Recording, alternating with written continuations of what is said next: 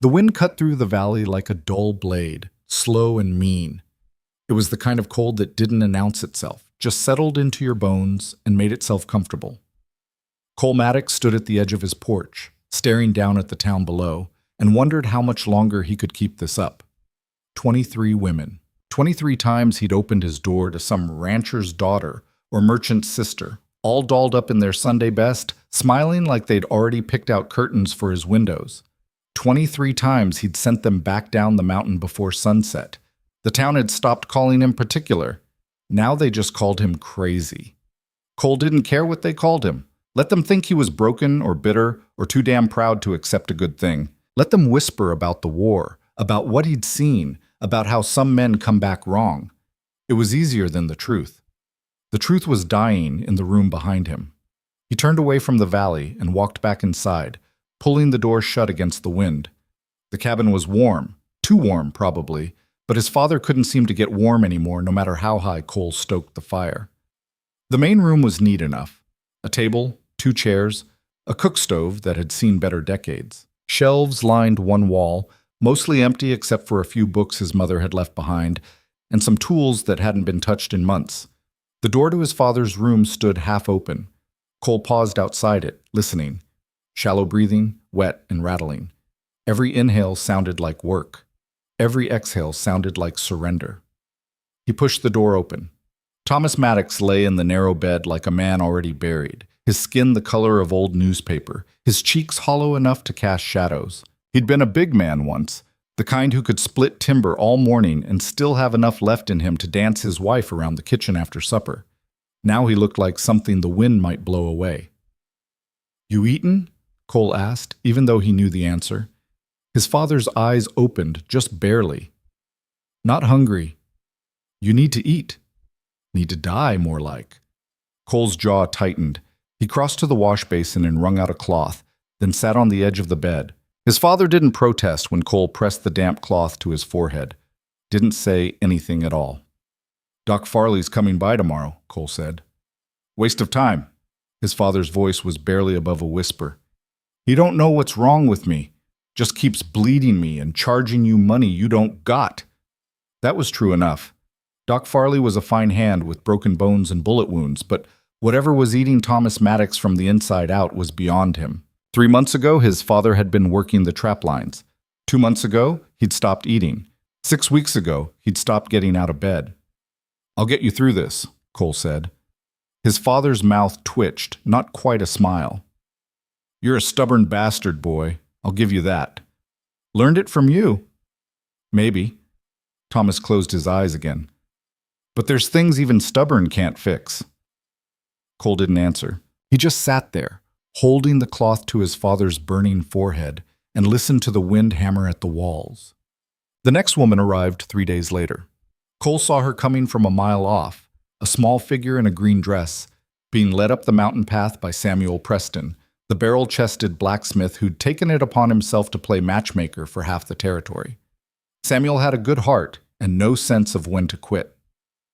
Cole waited on the porch, arms crossed. When they finally reached the clearing, Samuel was red-faced and breathing hard. The woman beside him looked fresh as morning, blonde hair pinned up neat, lips painted pink. Dress probably cost more than Cole made in a season. "Cole Maddox," Samuel announced, like Cole didn't know his own name. "This here's Miss Catherine Ashford. She's visiting from Denver. Thought you two might get along." Catherine smiled. It was a pretty smile, rehearsed and bright. "Mr. Maddox, I've heard so much about you." "That right?" Cole didn't move from his spot on the porch. "All good things," she added quickly. "Then you've been lied to." Her smile flickered but held. Samuel cleared his throat. "Now, Cole, no need to be unfriendly. Miss Ashford came all this way just to meet you. Least you could do is invite her in for some coffee." Cole looked at Catherine Ashford, really looked at her. She had soft hands and clean nails. Her shoes had never seen a real day's work. She was the kind of pretty that came from having time to be pretty, from never missing a meal or wondering if the winter would kill you. She wasn't what he needed. "Appreciate you making the climb, Miss Ashford," Cole said, "but I'm not looking for company right now." The smile died completely. "I beg your pardon?" "I'm not interested." Samuel stepped forward, his face darkening. "Now hold on just a damn minute. Samuel. Cole's voice went flat. Take her back down. You haven't even talked to her. Don't need to. Catherine's cheeks flushed red. She pulled herself up straighter, and for a second Cole thought she might actually say something sharp. But then her face went smooth and cold, the way women's faces do when they decide you're not worth the effort. You're quite rude, Mr. Maddox, she said quietly. Yes, ma'am. And apparently quite mad. That too. She turned to Samuel. I'd like to go back now. Samuel shot Cole a look that could have stripped paint, but he didn't argue. Just offered Catherine his arm and started back down the path, muttering under his breath about jackasses and wasted journeys.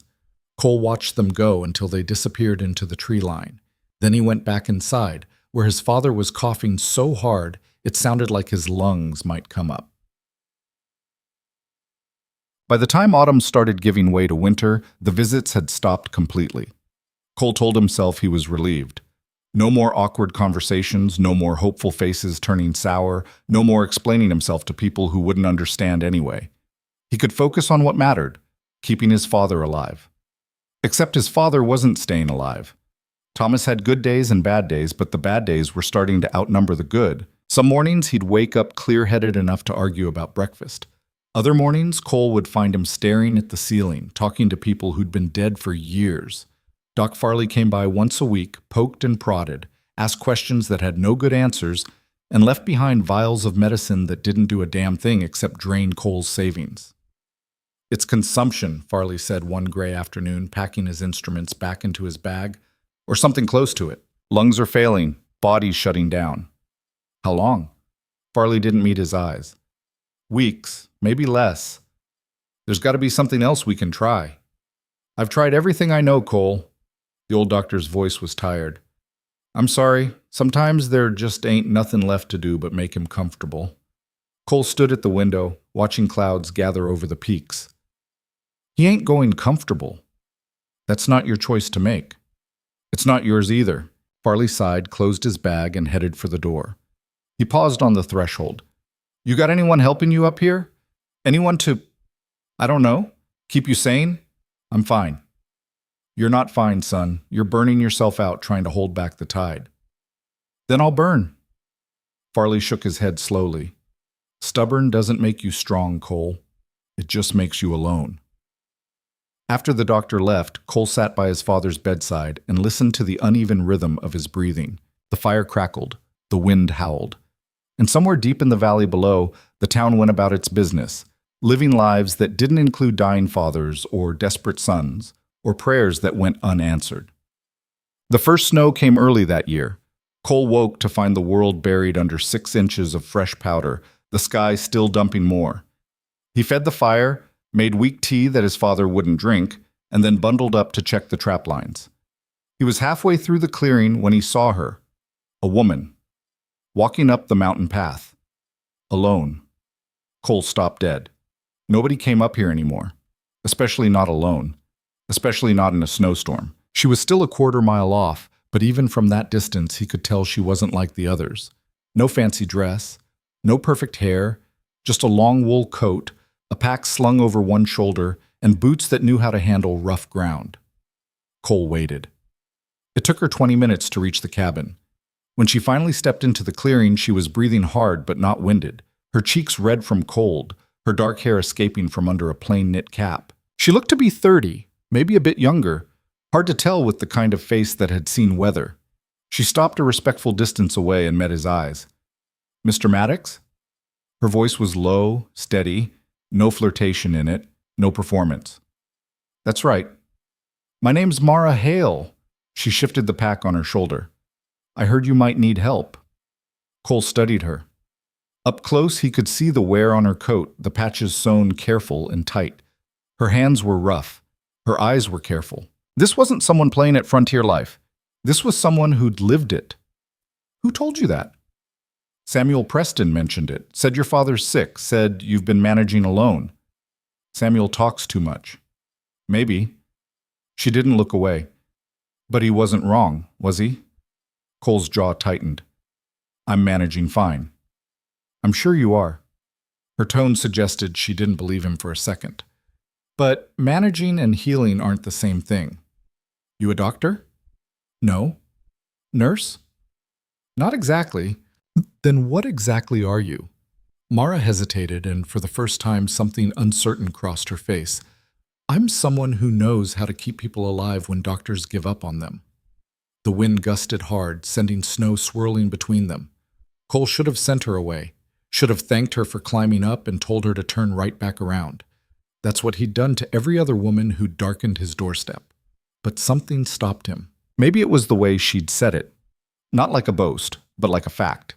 Maybe it was the exhaustion in his bones, the weight of 3 months carrying everything alone. Maybe it was just the desperate, stupid hope that maybe, this time would be different. He's dying, Cole said flatly. Doc says there's nothing left to try. Doctors don't know everything. You saying you know better? I'm saying I've seen things doctors haven't. She adjusted her pack again. Look, Mr. Maddox, I'm not here to waste your time or mine. Let me see your father. If I can't help him, I'll leave. If I can, well, we'll talk about it then. Cole considered her. There was something in her eyes, not pity, not ambition, just a kind of quiet determination that reminded him of himself. What's your price? He asked. We'll figure that out later. I don't take charity. I'm not offering charity. I'm offering work. She met his gaze squarely. So, are you going to let me in, or are we going to stand out here freezing until one of us gets smart? Despite everything, despite the fear and the exhaustion and the bone-deep certainty that this was just going to be one more disappointment, Cole felt something close to a smile tug at the corner of his mouth. Come on, then. He turned and headed for the cabin. After a moment, he heard her footsteps crunching through the snow behind him. The cabin felt smaller with someone else in it. Mara stepped inside, brushing snow off her shoulders, and took in the space with quick, assessing eyes. She didn't comment on the mess. The dishes piled by the basin, the clothes draped over chairs, the general chaos of a man who'd stopped caring about anything except keeping one person breathing. He's in there, Cole said, nodding toward the bedroom. Mara set her pack down carefully and unwound the scarf from around her neck. How long has he been sick? 3 months, give or take. Symptoms?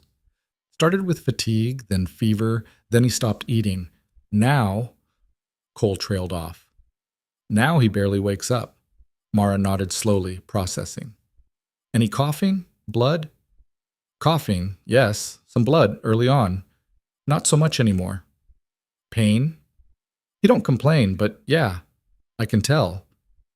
What's the doctor been doing? Bleeding him, giving him tonics, praying probably. Mara's mouth pressed into a thin line. That all? That's all. She was quiet for a moment, and Cole could practically see her turning it over in her mind.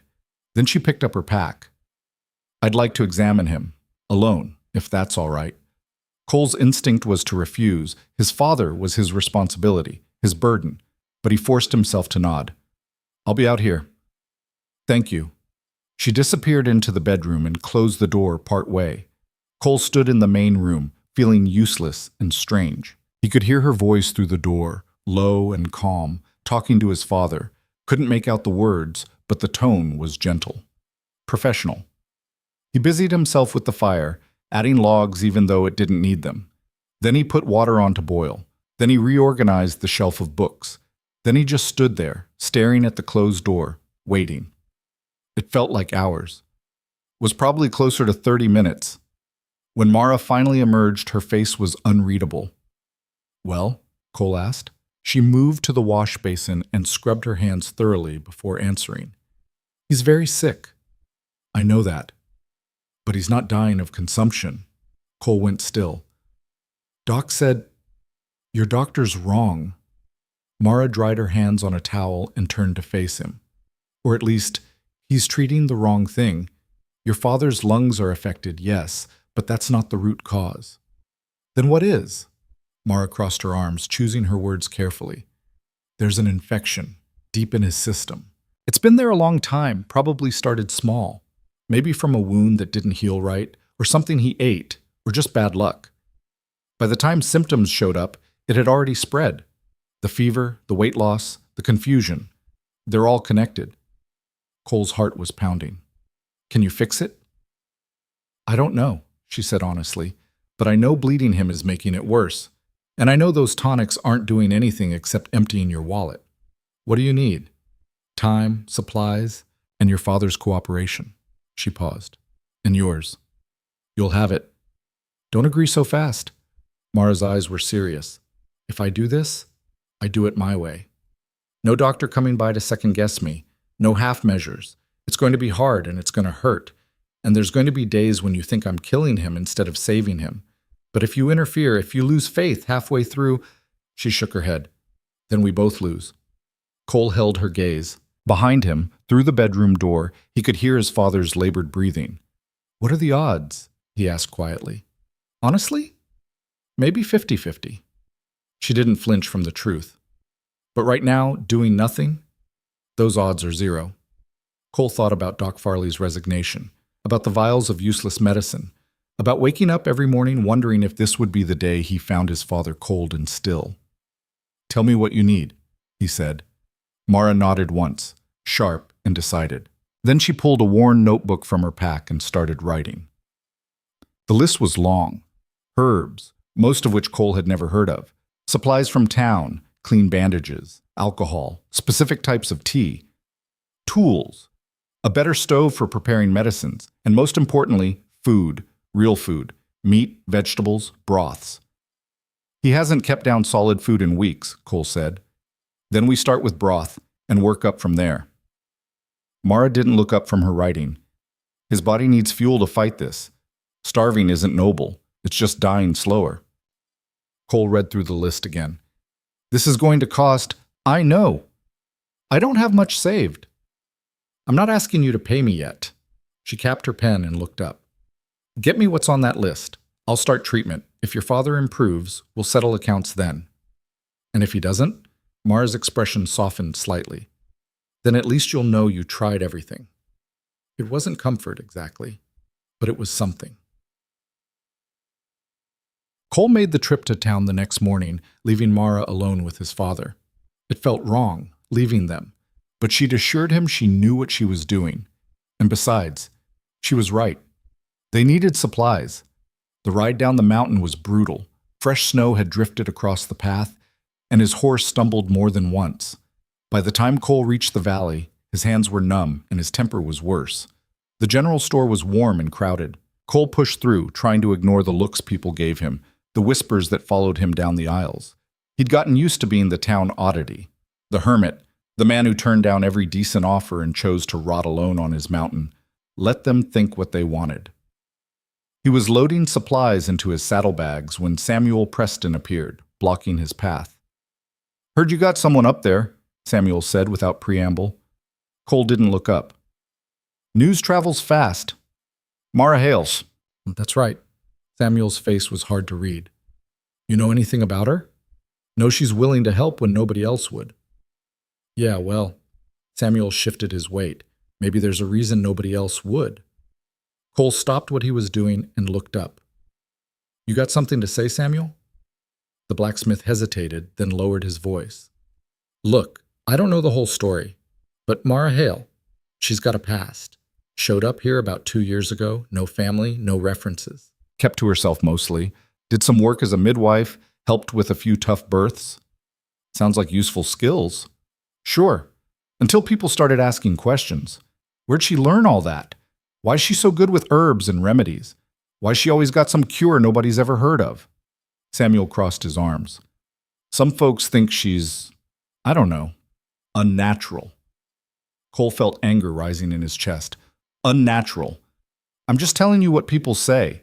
People say a lot of stupid things. Maybe. But she's in your house right now, alone with your father. Maybe you should know what you're dealing with. Cole finished loading the last of his supplies and swung up into the saddle. He looked down at Samuel, and his voice was cold enough to frost glass. What I'm dealing with is a woman who climbed a mountain in a snowstorm to help a dying man. What you're dealing with is gossip and small minds. He gathered the reins. Now get out of my way.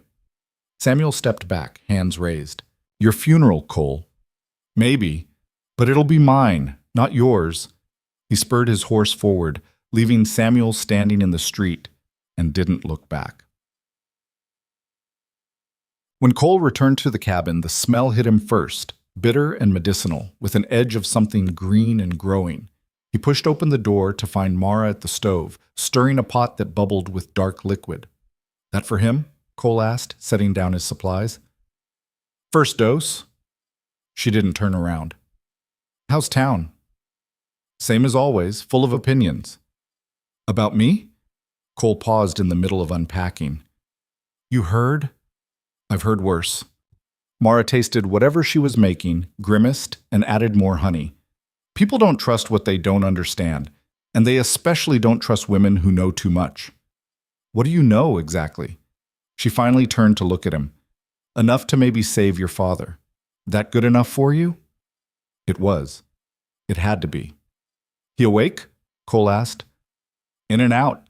I've been keeping him hydrated. That's the first priority. Get fluids in him, keep his fever down, make sure his body has what it needs to fight." She ladled some of the dark liquid into a cup. "This is going to taste like death and disappointment, but it'll help." Cole followed her into the bedroom. His father looked the same, maybe a little less gray, but that might have been wishful thinking. Mara sat on the edge of the bed and touched his shoulder gently. "Thomas, need you to wake up for me." His father's eyes opened slowly. They were clouded, unfocused. "I've got something for you to drink," Mara said. "It's not going to be pleasant, but I need you to get it down." "Who?" Thomas's voice was barely there. "Who are you?" "Someone trying to help." She slipped a hand behind his head, supporting him. "Can you sit up a little?" Between the two of them, they got him propped up enough to drink. Mara held the cup to his lips, and Thomas took a sip. His face immediately twisted in disgust. "Christ," he choked out. "That's poison. Tastes like it, but it's not." Mara's voice was firm but kind. "3 more swallows. Come on." "I'd rather die." "You're not going to die. Not if I can help it. Now drink." Something in her tone, not unkind but utterly unyielding, made Thomas obey. He got down 3 more swallows, gagging on the last one, before Mara let him lie back. "Good," she said. "That's good. Now rest." Thomas's eyes found Cole. "She's mean," he whispered. "Yeah," Cole agreed. "I noticed." "Good," Thomas said again, and his eyes drifted closed. Mara stood, wiping her hands on her apron. "He'll sleep now. The medicine will work through his system. Tomorrow we start the real treatment." "What's the real treatment?" "Food, exercise, routine." She moved past him back into the main room. "And no more coddling. He's been lying in that bed waiting to die for 3 months. That stops now." "He's weak." "He's weak because he's been lying in bed for 3 months." Mara started unpacking the supplies Cole had brought. "Weakness makes weakness. We're going to break that cycle. He might not be strong enough. Then we'll make him strong enough." She looked up at him, and her eyes were fierce. "You want him to live, Mr. Maddox? Then you need to trust me. Even when it's hard, even when it hurts. Can you do that?" Cole thought about Samuel's warnings, about the town's suspicions, about everything that could go wrong. Then he thought about his father's labored breathing and the empty space his death would leave behind. "Yeah," he said. "I can do that." Mara nodded. "Good. Then let's get to work." The days that followed were brutal. Mara ran the cabin like a field hospital, all efficiency and no sentiment. She woke Thomas at dawn every morning, forced bitter medicine down his throat, and made him eat even when he swore he couldn't. She changed his bedding daily. She opened windows to let fresh air in, no matter how cold it got. She made Cole help move Thomas from bed to chair and back again, building strength slowly, and she never, ever let him give up. "I'm tired," Thomas would say. "I know," Mara would reply. "Drink this anyway." "I can't eat another bite." "Yes, you can. 2 more spoonfuls." "Just let me sleep." "You've slept enough. Time to sit up." She was relentless, exhausting. And slowly, so slowly Cole almost didn't notice at first, it started working. By the end of the first week, Thomas was keeping down solid food. By the end of the second, he was sitting up on his own. By the 3rd week, he was complaining about being bored. "That's how you know he's getting better," Mara told Cole one evening. They were sitting by the fire, both of them bone-tired, while Thomas snored in the next room. "When they start complaining, they're coming back." Cole stared into the flames. He'd been waiting for the collapse, the moment when his father took a turn for the worse, and everything Mara had built came crashing down. But it hadn't happened. Every day, Thomas got a little stronger, a little more himself. "I don't know how to thank you," Cole said quietly. "Don't thank me yet." But there was something warm in her voice. "We're not done. He's going to live. Probably. If we don't get careless." Cole looked over at her. In the firelight, he could see the exhaustion in her face, the dark circles under her eyes, the tension in her shoulders. She'd been working herself to the bone for weeks, sleeping in snatches, always listening for Thomas's breathing. "When's the last time you slept a full night?" he asked. Mara smiled faintly. "When's the last time you did?" "Fair point." They sat in comfortable silence for a while, the fire crackling between them. Outside, the wind had picked up, rattling the shutters. "The town's talking," Cole said finally. "I figured." "They're saying—" He hesitated. "They're saying you're up here alone with me, that it's improper." Mara laughed, short and humorless. "Of course they are. I could set them straight. Tell them you're here as a healer, nothing more." "You could." She poked at the fire with a stick. "But they won't believe you. People believe what they want to believe." "Doesn't that bother you?" "Used to." She was quiet for a moment. "Now I mostly just feel tired." Cole wanted to ask more. Wanted to know what Samuel had meant, what people were whispering, why Mara had really come to this territory. But before he could find the words, she stood and stretched. "I should check on him one more time before I sleep," she said. "Mara." She paused. "Thank you," Cole said. "For real. Whatever happens next, thank you." She looked at him for a long moment, something unreadable in her expression. Then she nodded once and disappeared into the bedroom. Cole sat alone by the fire, listening to the wind, and wondered what he'd gotten them both into. So, by the fourth week, Thomas was walking. Not far, just from the bedroom to the main room and back. But it was walking, real walking, not the shuffling half-collapse Cole had been supporting for months. Mara stayed close, ready to catch him if he stumbled, but Thomas made it on his own. "Hell of a thing," he said, lowering himself carefully into a chair by the fire. He was breathing hard, but his eyes were bright. "Thought I was done." "You almost were," Mara said, not unkindly. "But you're stubborn. Runs in the family." Thomas looked over at Cole, who was watching from the doorway. "Your boy here's been making my life hell since I took sick. Wouldn't let me quit."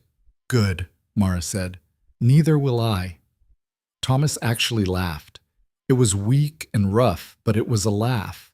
Cole felt something break loose in his chest, something that had been locked tight for months. His father was going to live. Later, after Thomas had gone back to bed and Mara was cleaning up the dinner dishes, Cole found himself just standing there, not sure what to do with the relief flooding through him. "You all right?" Mara asked. "Yeah." He cleared his throat. "Yeah, I didn't think we'd get here." "I know. How'd you do it? How'd you know what he needed when the doctor couldn't figure it out?"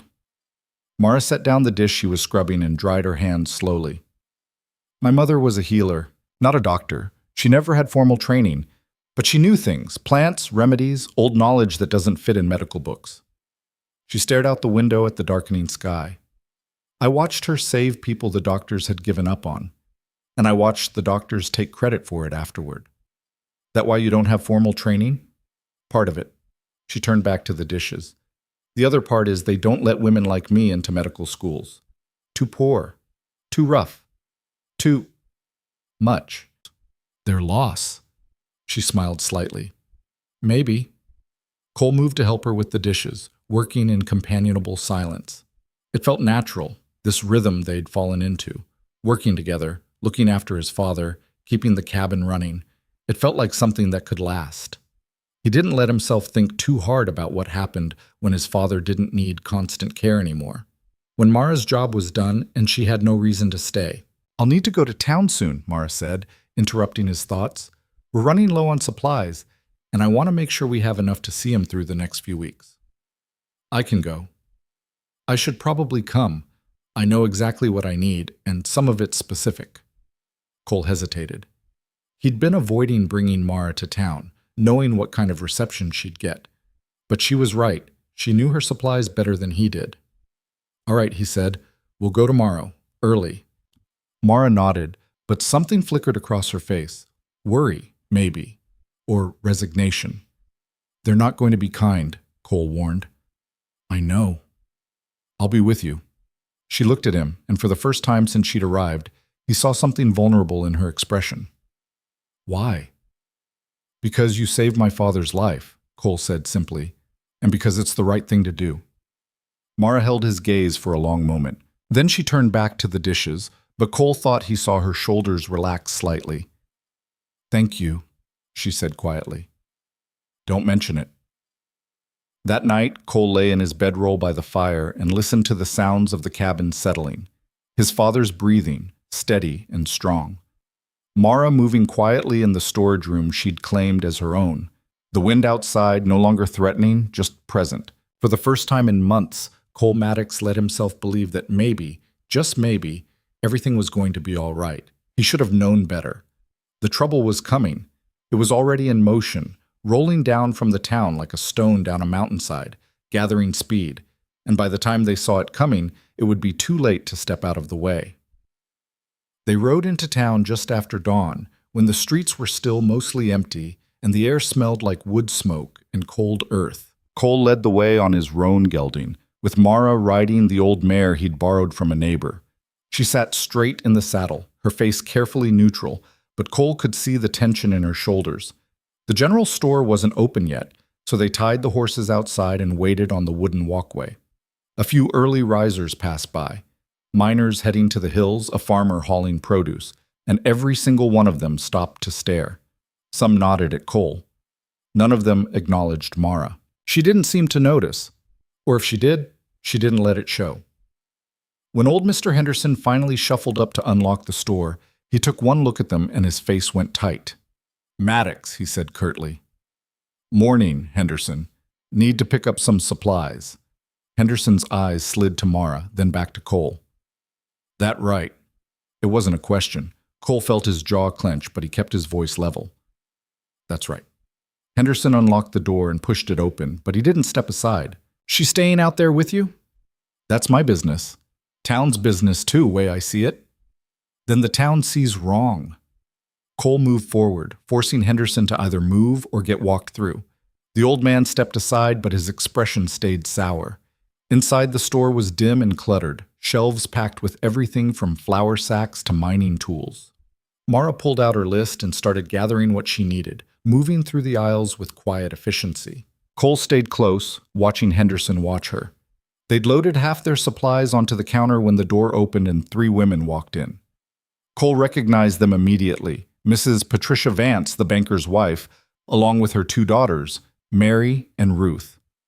All 3 of them were dressed like they were going to Sunday service, even though it was barely past dawn on a Thursday.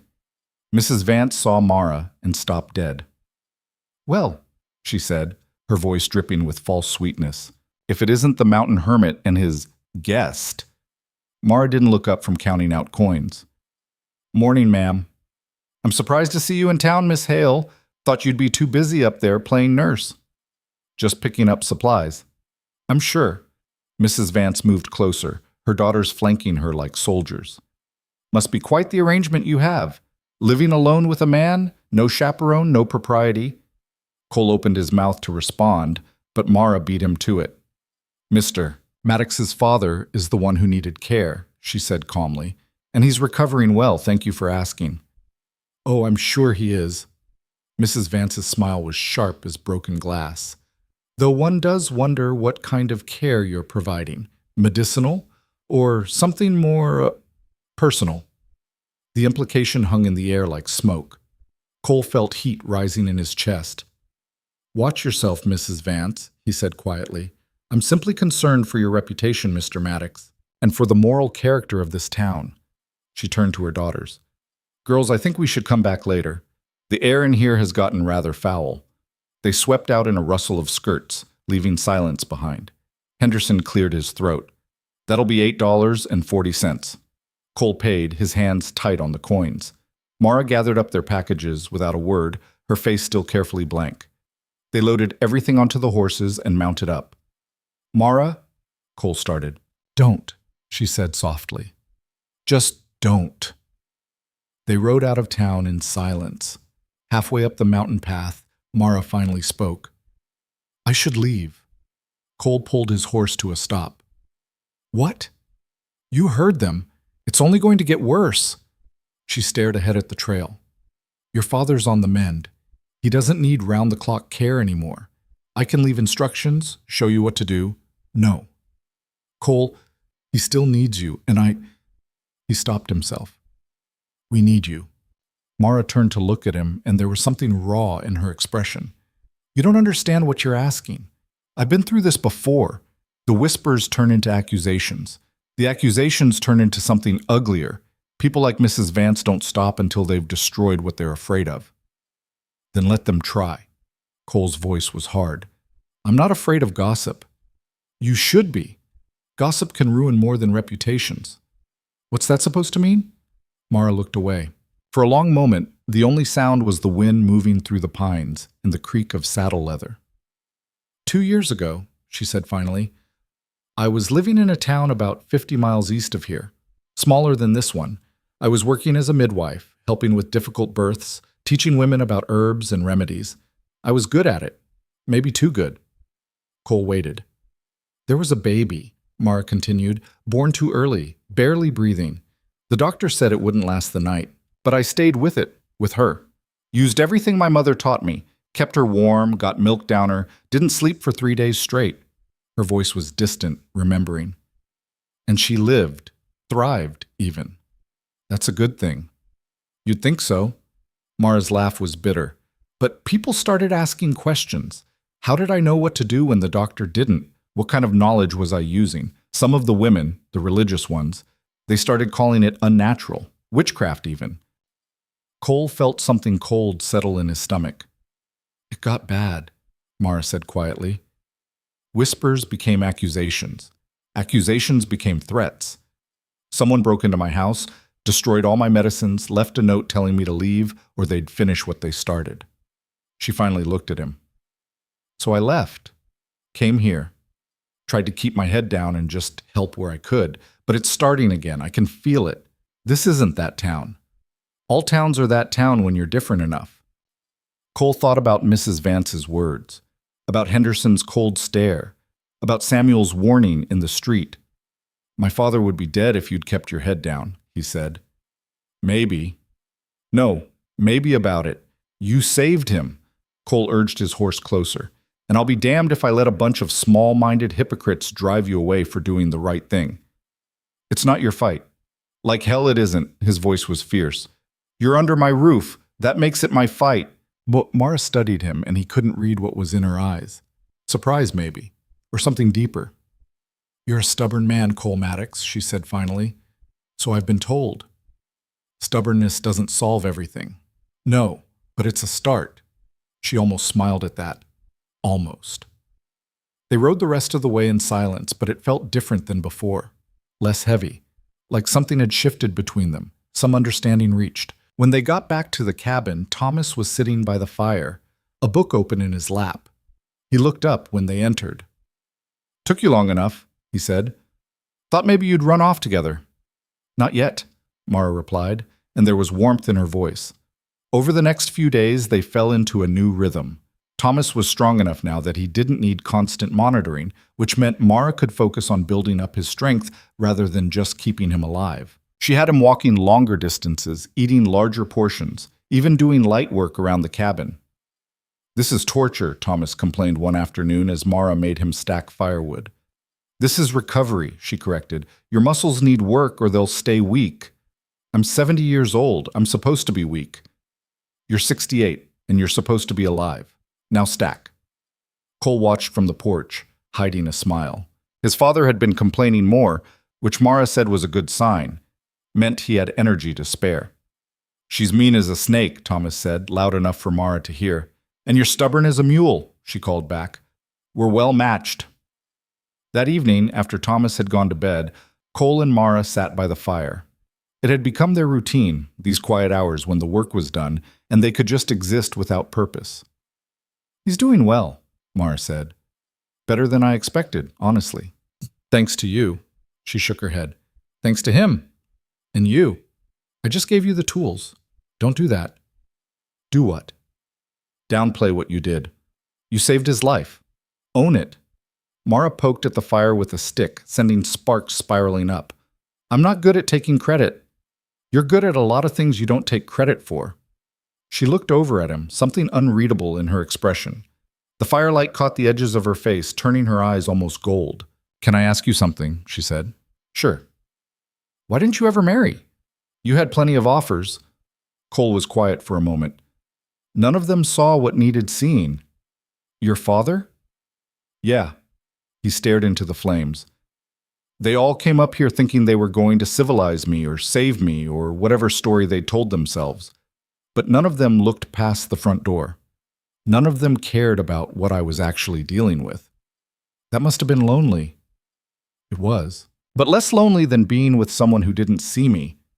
Mara nodded slowly. I understand that. They sat in silence for a while. Outside, an owl called, low and mournful. What about you? Cole asked. Ever been married? Once, a long time ago. Her voice was careful. Didn't take. What happened? He wanted a wife who stayed quiet and kept house and didn't ask questions. She smiled without humor. I wasn't good at any of those things. His loss. That's what my mother said. More silence. But it wasn't uncomfortable. It felt like two people who'd gotten used to being alone, slowly learning how to be together. I'm glad you climbed that mountain, Cole said quietly. Mara looked at him.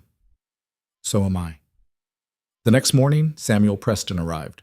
Cole heard the horse before he saw it, the sound of hooves on frozen ground carrying clear through the morning air.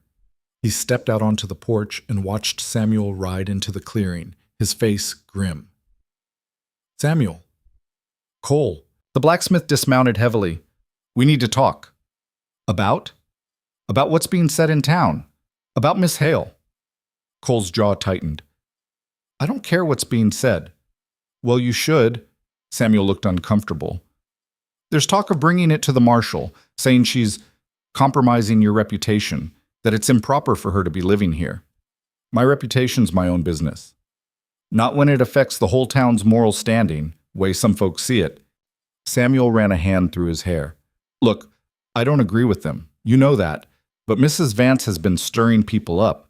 She's got half the church ladies convinced that Miss Hale is some kind of, I don't know, corrupting influence. That's insane. I know, but crazy or not, they've got numbers, and they've got the marshal's ear. Samuel lowered his voice. Word is, they're planning to come up here, make Miss Hale leave town entirely. Cole felt ice in his veins. Let them try. Cole, don't be stupid about this. These people can go to hell. Cole's voice was hard as iron. Mara saved my father's life. She's done nothing wrong, and I'll be damned if I let a mob of gossips drive her out. It's not just gossip anymore. They're talking about her being unnatural, saying she used dark methods, made a deal with... Stop. Cole's hands were fists. Just stop. Samuel looked miserable. I'm on your side here, but you need to understand what you're up against. The cabin door opened behind them. Mara stepped out, and Cole knew immediately that she'd heard everything. How long? She asked Samuel. What? How long before they come? Samuel hesitated. Maybe a few days. Maybe less. Mara nodded, her face carved from stone. Then I'll leave today. No, Cole said. Cole, be reasonable. I said no. He turned to face her fully. You run now. It proves them right. Makes it look like you were doing something wrong. And if I stay, it gets worse for both of us. Then it gets worse. I don't care. Well, I do. Her voice cracked slightly. I care about you being able to live in this town, about your father having neighbors who will help him, about you not being dragged down by association with someone they've already decided to hate. Mara, I've been through this, Cole. I know how it ends. And I won't let you sacrifice everything just because you're too stubborn to see reason. They stared at each other, the air between them charged with something neither of them wanted to name. Samuel cleared his throat. Maybe there's another way. What way? Cole didn't take his eyes off Mara. You could make it official. Cole finally looked at him. What? Marry her. Samuel said it quickly, like ripping off a bandage. If she's your wife, it's not improper. It's not scandalous. It's just life. The suggestion hung in the air like smoke. That's insane, Mara said.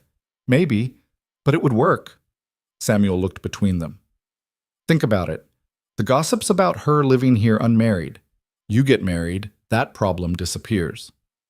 We barely know each other, Mara said. You know each other better than half the couples in town knew each other before they wed. Samuel had a point, and he knew it. Besides, it doesn't have to be... it could just be on paper, for appearance's sake. Cole's mind was racing. It was a crazy idea. Absolutely crazy. They'd known each other for barely a month. Marriage was supposed to mean something. Commitment, partnership, love even. But then again, what was love compared to survival? And what was convention compared to protecting someone who'd saved the person he cared about most? No, Mara said firmly. I won't trap you into something like that. You wouldn't be trapping me. Cole's voice was quiet. I'd be choosing it. She looked at him, startled. Cole, think about it, he said. You stay. My father gets to keep the person who saved his life around. The town gets to feel morally superior because we did the right thing. Everybody wins. Except us. Why? What do we lose? Mara opened her mouth, then closed it. He could see her working through it, weighing options, calculating costs. My freedom, she said finally. You'd have more freedom as my wife than you would running from town to town for the rest of your life. That's not... She stopped, took a breath. You don't know what you're offering. I know exactly what I'm offering. A way for you to stay. A way to shut up the gossips. A partnership. He paused. And maybe, down the line, something more. If we both want it. Samuel was watching them like he was witnessing something he shouldn't be seeing. He backed toward his horse. I'll leave you two to talk, he muttered. But Cole, think fast. They're not going to wait long. He rode off, leaving them standing in the clearing. Mara wrapped her arms around herself, staring at the mountains. This is crazy. Yeah. We barely know each other. We know the important things. Like what? Cole thought about it. I know you don't quit when things get hard. I know you're smarter than any doctor I've met. I know you care more about doing right than doing easy. He paused. I know you saved my father when nobody else could or would. That's not enough to build a marriage on. Maybe not a traditional one, but we're not exactly traditional people. She laughed, short and sharp. That's true enough. I'm not saying it would be perfect, Cole said. I'm saying it would be real. A real partnership, real respect. And maybe that's better than whatever those folks down in town think marriage should be. Mara was quiet for a long time. Cole waited, hardly breathing. If I say yes, she said finally, I need you to understand something. I don't do well with being told what to do, or being treated like property, or being expected to be someone I'm not. I wouldn't want you to be. And I'd want to keep working, keep healing people, even if it makes others uncomfortable. Good. The world needs more healers. And this doesn't mean... She trailed off, color rising in her cheeks.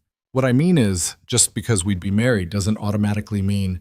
I know, Cole said gently. Separate rooms, separate lives, if that's what you want. This is about protection. Not anything else. Not unless you want it to be. She looked at him for a long moment, and he could see her making the decision, weighing her options against her fears. All right, she said quietly. I'll marry you. Cole felt something shift in his chest. Relief, maybe. Or something more complicated. All right, he echoed. They stood there in the cold morning air, two people who'd just agreed to tie their lives together for reasons that had nothing to do with love and everything to do with survival. Inside the cabin, Thomas called out, asking what all the commotion was about. Nothing, Pa, Cole called back. Just making plans. Mara's lips quirked in something almost like a smile. That's one way to put it. They told Thomas that evening. The old man sat in his chair by the fire, listening to Cole explain the situation, the town's gossip, the threats, Samuel's suggestion. When Cole finished, Thomas was quiet for a long moment. You love her? He asked finally. Cole hesitated. I respect her. That's not what I asked. I don't know her well enough to love her. Not yet. Thomas looked at Mara. And you? You love my boy? No, Mara said honestly. But I trust him. And I think that might be more important. Thomas snorted. Damn sight more honest than most couples starting out. He shifted in his chair. You sure about this? Both of you? No, they said in unison. That made Thomas laugh, a real laugh, deep and genuine. Well, at least you're honest. That's something. He sobered. But I'll tell you this. Marriage for convenience starts a lot of good partnerships. My own parents barely knew each other when they wed. Grew to love each other over 40 years. It can work, if you let it. And if it doesn't, Mara asked, then you'll figure that out too. You're both smart enough. Thomas looked at Cole. You sure this is what you want? Cole thought about the alternative, Mara leaving, his father recovering alone, going back to the isolation he'd lived with before she'd climbed his mountain. Yeah, he said, I'm sure. Thomas nodded slowly. Then he raised his cup. Then I suppose congratulations are in order. They made the arrangements quickly. Cole rode down to town the next morning and found the circuit preacher who passed through once a month. Told him they needed a wedding performed soon as possible. The preacher, a thin man named Reverend Matthews, looked surprised but agreed. This Saturday, he said, at the church. That soon enough? That's fine. Will there be guests? Cole thought about Mrs. Vance and her daughters, about the gossips who'd driven this whole thing. Just my father, and maybe Samuel Preston. A small wedding, then. The smaller, the better. When Cole got back to the cabin, Mara was outside chopping wood with an intensity that suggested she was working through something. He watched her for a moment. The efficient swing of the axe, the precise way she split each log. She'd tied her hair back and rolled up her sleeves despite the cold. She saw him and stopped, breathing hard. Well? Saturday, at the church. She nodded and went back to chopping. Cole moved closer. You can still change your mind, he said. I know. If you want to run, I won't stop you. I know that too. She split another log. But I'm not running. I'm tired of running. All right then. That night, Cole lay in his bedroll by the fire and tried to wrap his mind around what was about to happen. In 4 days, he'd have a wife. Not because he'd courted her or because they'd fallen in love, but because it was the practical solution to an impossible problem. His mother would have laughed herself sick. Across the room, he could hear Mara moving in her space, getting ready for sleep. They'd barely spoken all evening, both of them lost in their own thoughts. Cole? Her voice came soft through the darkness. Yeah? Thank you for this. Don't thank me yet. You might regret it. Maybe. He heard her settle into her blankets. But somehow I don't think so. Cole stared at the ceiling beams and wondered if she was right. Saturday came too fast and not fast enough. They rode down to town in their best clothes, which for Cole meant a clean shirt and pants without patches, and for Mara meant a simple gray dress she'd borrowed from the neighbor woman who'd lent them the horse. Neither of them looked like they were heading to a celebration. The church was small and cold, the pews mostly empty. Thomas sat in the front row, his face still gaunt, but his eyes bright. Samuel stood near the altar, looking uncomfortable in a starched collar. And in the back, to Cole's surprise, sat 3 women he didn't recognize. They looked like they might be friends of Mara's, or at least people who respected her enough to show up. Reverend Matthews waited at the front, his expression neutral and professional. Cole and Mara walked down the aisle together, no one to give her away, no processional music. Just 2 people taking each step like they were walking into battle. When they reached this altar, Matthews cleared his throat. Dearly beloved, he began, and Cole stopped listening to the words. They were just sounds, ritual and tradition. What mattered was the woman standing next to him, her hand surprisingly steady in his, her face calm despite everything. The Reverend asked if anyone objected. The door at the back of the church opened. Mrs. Vance swept in, her daughters behind her, and 6 other women Cole recognized from town. They filed into the pews with the kind of deliberate slowness meant to draw attention. Matthews paused. Ladies, you're late. We're right on time, Mrs. Vance said coldly. We came to witness this union. Her tone made it clear what she thought of it. Cole felt Mara's hand tighten in his. Then witness it, he said quietly, and be done. Mrs. Vance's eyes narrowed, but she sat down with a rustle of skirts. Matthews continued the ceremony, his voice steady but faster now, like he wanted to get through this before more complications arose. The vows were simple, traditional. Cole spoke his clearly, looking Mara in the eye. She spoke hers just as clearly, her voice unwavering. "Do you have a ring?" Matthews asked.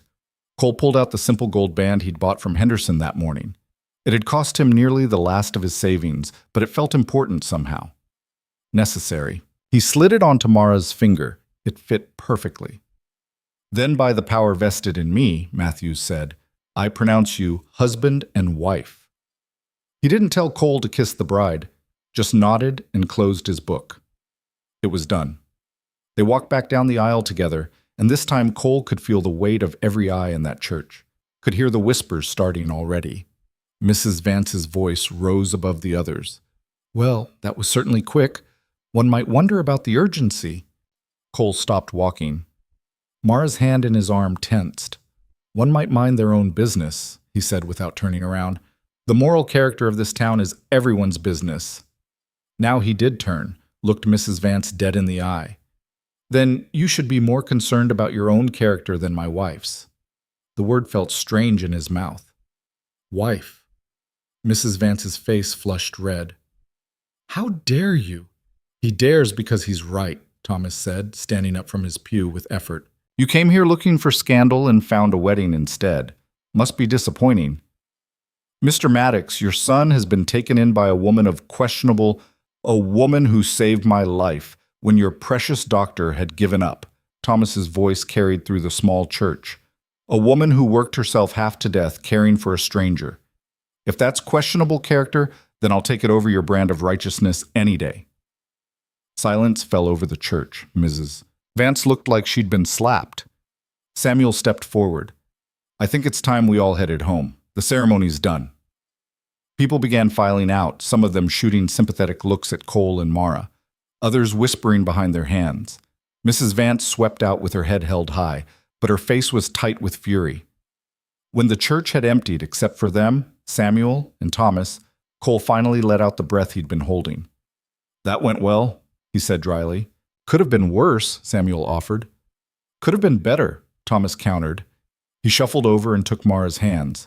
"Welcome to the family, daughter, such as it is." Mara's eyes were bright. "Thank you." "Don't thank me yet. You're stuck with us now." "I can think of worse fates." They rode back up the mountain in the late afternoon light, the three of them plus Samuel, who'd insisted on seeing them home. Nobody talked much. There wasn't much to say. The thing was done. For better or worse, Cole and Mara were married now. When they reached the cabin, Samuel dismounted and pulled Cole aside. "You know this isn't over," he said quietly. "I know." "Mrs. Vance isn't the type to let things go. She'll find other ways to make trouble." "Let her try." Samuel shook his head. "You're either the bravest man I know or the stupidest." "Probably both." Samuel clapped him on the shoulder. "Take care of each other, yeah?" "We will."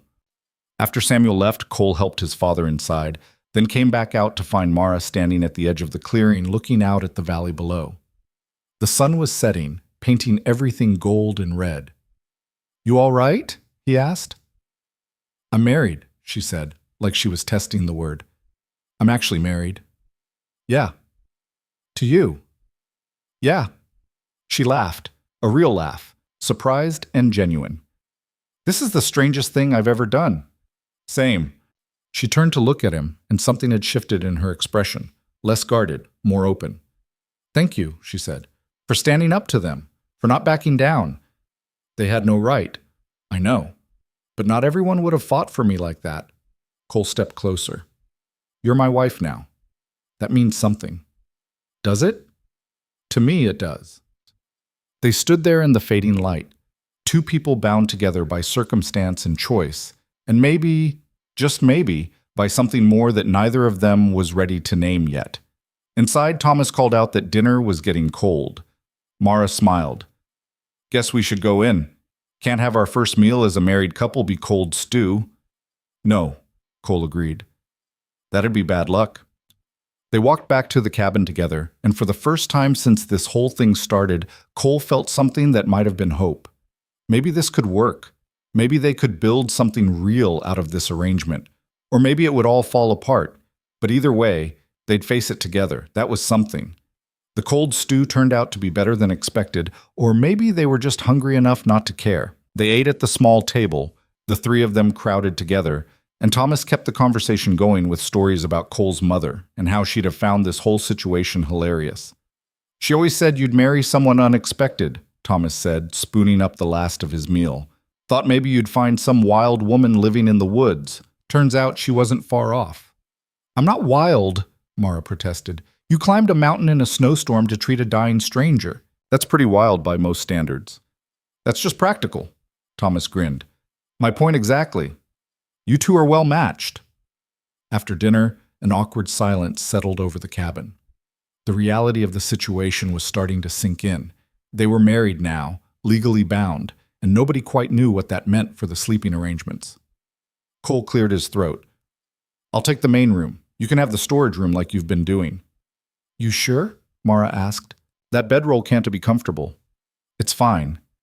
"Cole?" "Mara." He met her eyes. "We agreed. Separate rooms. Nothing changes unless we both want it to." She nodded slowly, something like relief crossing her face, or maybe disappointment. Hard to tell. Thomas watched them both with knowing eyes but said nothing, just hauled himself up from the table and announced he was going to bed. "Congratulations again," he said at the door to his room. "Both of you. I mean it." Then he closed the door, leaving them alone. Mara started cleaning up the dishes. Cole moved to help her, and they worked in silence for a while. The only sounds the clatter of plates and the crackle of the fire. "This is strange," Mara said finally. "Yeah. I don't know what I'm supposed to do now. Or say, or—" She trailed off. "Me neither." She laughed quietly. "Some wedding night this is. Could be worse." "How?" "We could be stuck making small talk with Mrs. Vance." Well, that got a real laugh out of her. "Fair point." They finished the dishes and stood there awkwardly. Outside, the wind was picking up, rattling the shutters. Winter was settling in hard now, and the nights were getting colder. "I should check the fire in my room," Mara said. "Yeah, and I should—" Cole gestured vaguely at nothing. "Right." Neither of them moved. "Cole? Yeah? Thank you. For today. For all of it." She looked at him, and her eyes were soft in the firelight. "I know this wasn't what you planned for your life. Plans change. Still, you didn't have to do this. I wanted to." She studied his face like she was trying to figure out if he meant it. Whatever she saw there must have satisfied her because she nodded. "Good night, husband," she said, and there was the smallest hint of humor in her voice. "Good night, wife." She disappeared into her room. Cole stood there for a long moment, then started laying out his bedroll by the fire. It wasn't comfortable, she was right about that, but it was familiar. And right now, familiar felt safer than whatever else might happen if he let himself think too hard about the woman sleeping 20 feet away who was now legally his. He lay down and stared at the ceiling beams, listening to the sounds of the cabin settling. Somewhere in the distance, a coyote howled. The fire popped and hissed, and slowly, eventually, he drifted off to sleep. The next few days passed in a strange kind of limbo. Nothing really changed. They still had the same routines, the same division of labor, the same careful distance. But everything felt different somehow. Waited. Like they were both waiting for something to happen, good or bad. Thomas continued to improve. He was walking longer distances now, even venturing outside to check the trap lines with Cole. His color was better, his breathing easier. Sometimes Cole would catch his father watching him and Mara with an expression that was hard to read. Amusement, maybe. Or satisfaction. "Stop looking at me like that," Cole said one afternoon while they were splitting wood. "Like what?" "Like you're planning something." Thomas grinned. "Can't a father be happy his son found a good woman?" "We barely know each other. You know the important things, and the rest will come." Thomas hefted another log onto the chopping block. "You could do worse than be kind to her, though." "I am being kind." "You're being polite. That's not the same thing." Cole brought the axe down hard, splitting the log clean through. What's that supposed to mean? It means you're treating her like a house guest instead of a wife. And before you say it, I know you two have your arrangement, but arrangements can change if you let them. All I'm saying is don't be so careful that you miss what's right in front of you. Thomas picked up the split wood and started stacking it. That girl's been through something. I can see it in her eyes. She's scared, even if she won't show it. And you're scared too, even though you won't admit it. I'm not scared. Then you're stupid. Marriage is terrifying, arrangement or not. Thomas straightened up, wincing slightly. But it can also be the best thing that ever happens to you if you give it a chance. Cole didn't know what to say to that, so he just kept chopping wood. That night, Mara asked him to teach her to shoot. They were cleaning up after dinner when she mentioned it, casual as commenting on the weather. I should know how to handle a gun, she said, if I'm going to live up here. You planning on hunting?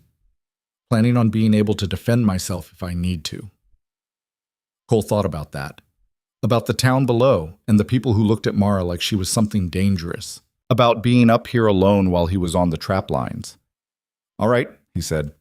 Tomorrow, if the weather holds. The next morning dawned clear and cold, the kind of cold that made your breath freeze in your lungs. They left Thomas by the fire with a book and headed out to a clearing about a quarter-mile from the cabin. Cole brought his rifle and pistol both, along with ammunition and some old cans for target practice. Mara watched him set up the cans with careful attention, her hands shoved in her pockets against the cold. We'll start with the pistol, Cole said. Easier to handle. He showed her how to hold it, how to sight down the barrel, how to squeeze the trigger instead of pulling it. She listened intently, asking questions when she didn't understand. Now you try. Mara took the pistol, and Cole moved behind her to adjust her stance. She tensed slightly when he touched her shoulders, then relaxed. Feet wider. Yeah, like that. Now raise it. Look down the sight. See the can? I see it. When you're ready, take a breath, let half of it out, then squeeze.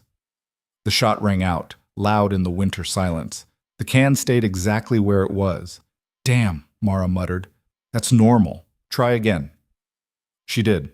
5 more times, with 5 more misses. But each shot got closer, and Cole could see her adjusting, learning. You're pulling to the left, he said. Compensate. The next shot clipped the edge of the can, sending it spinning. Mara's face lit up. Did you see that? I saw it. Now do it again. She practiced for the better part of an hour, until her hands were shaking from cold and recoil both. By the end, she was hitting the cans more often than not. You're a quick study, Cole said. I'm motivated. She handed him back the pistol. Can we do this again? I want to get better. Yeah, we can do this as often as you want. They walked back to the cabin together, their boots crunching in the snow.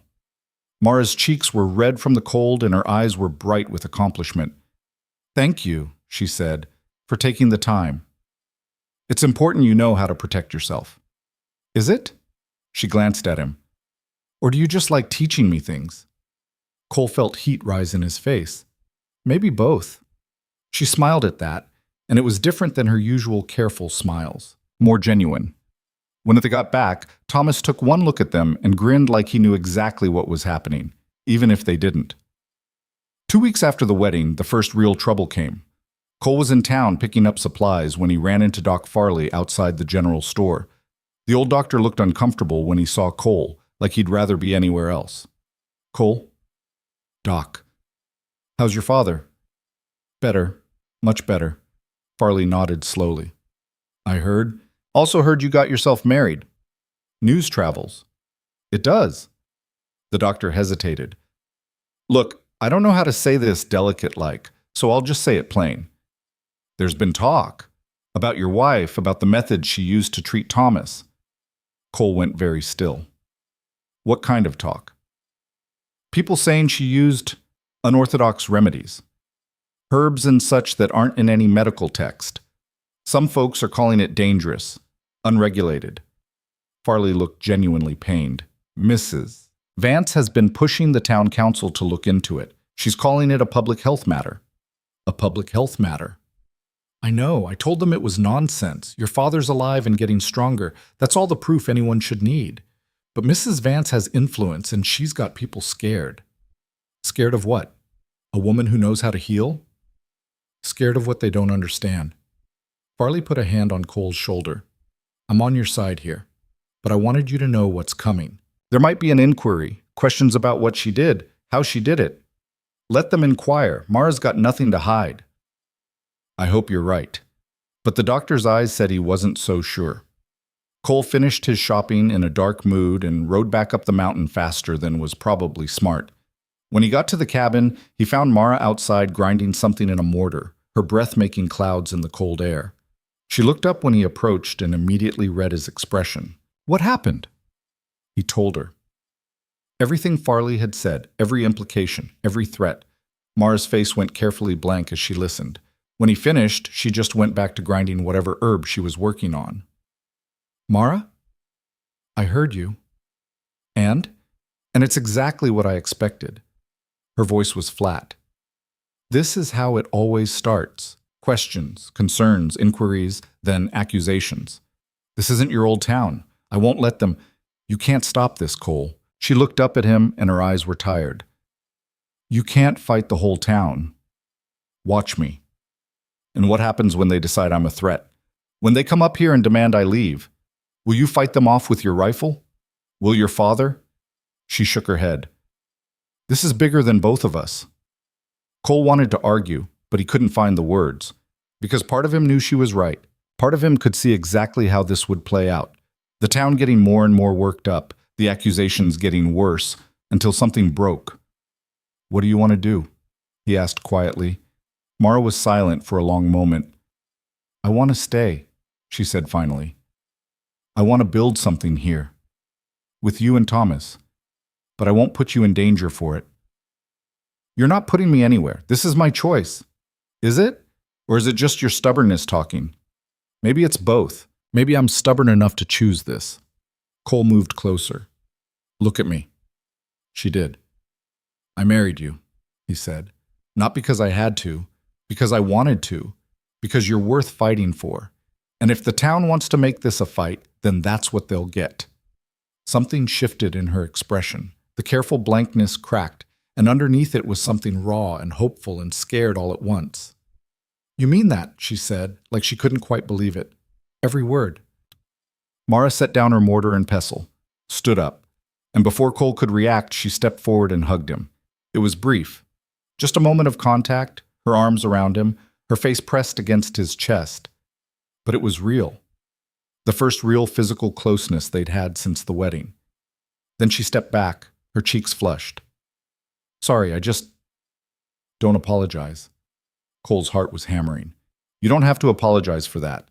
They stood there in the cold, looking at each other, and something unspoken passed between them.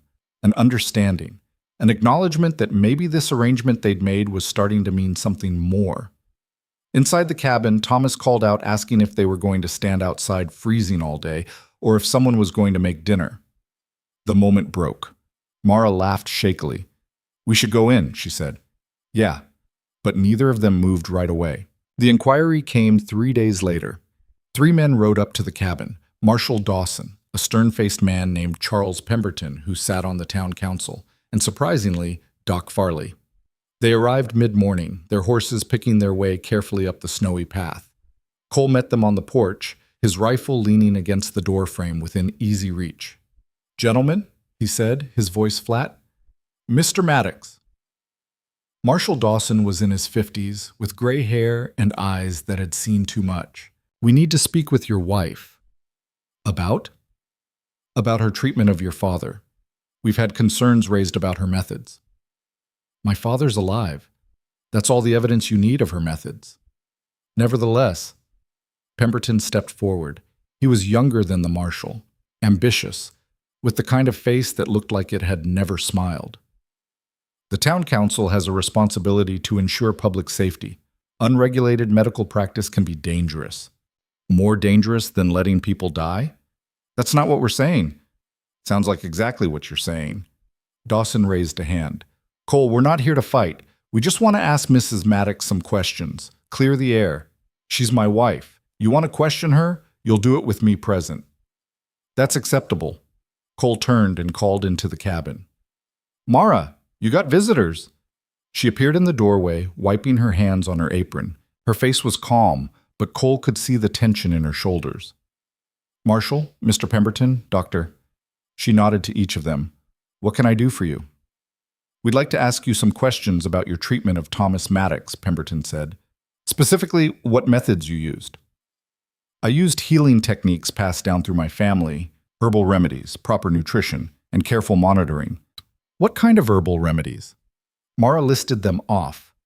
Willow bark for pain and fever, elderberry for immune support, various teas and poultices Cole had watched her make over the past weeks.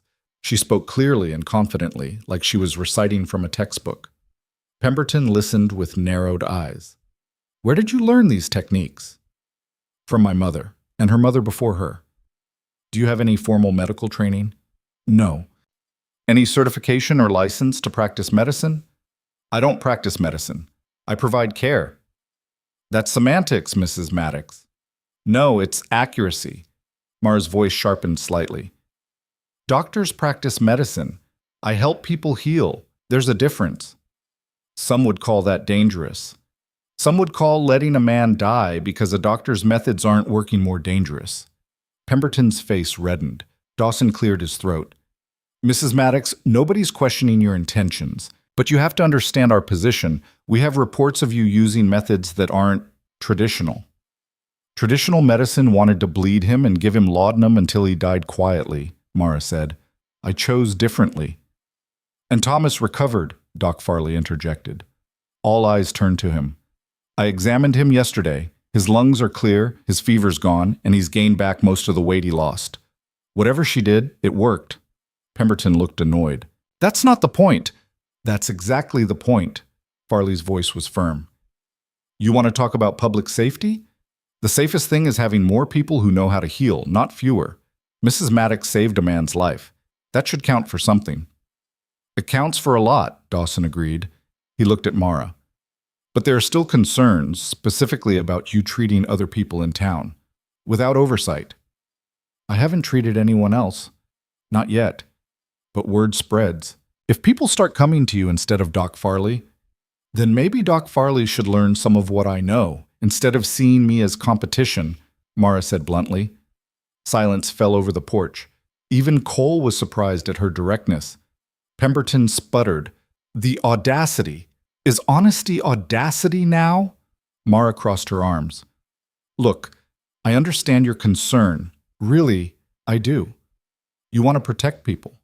That's admirable. But you're protecting them from the wrong thing. You should be protecting them from ignorance and closed-mindedness, not from knowledge that could save their lives."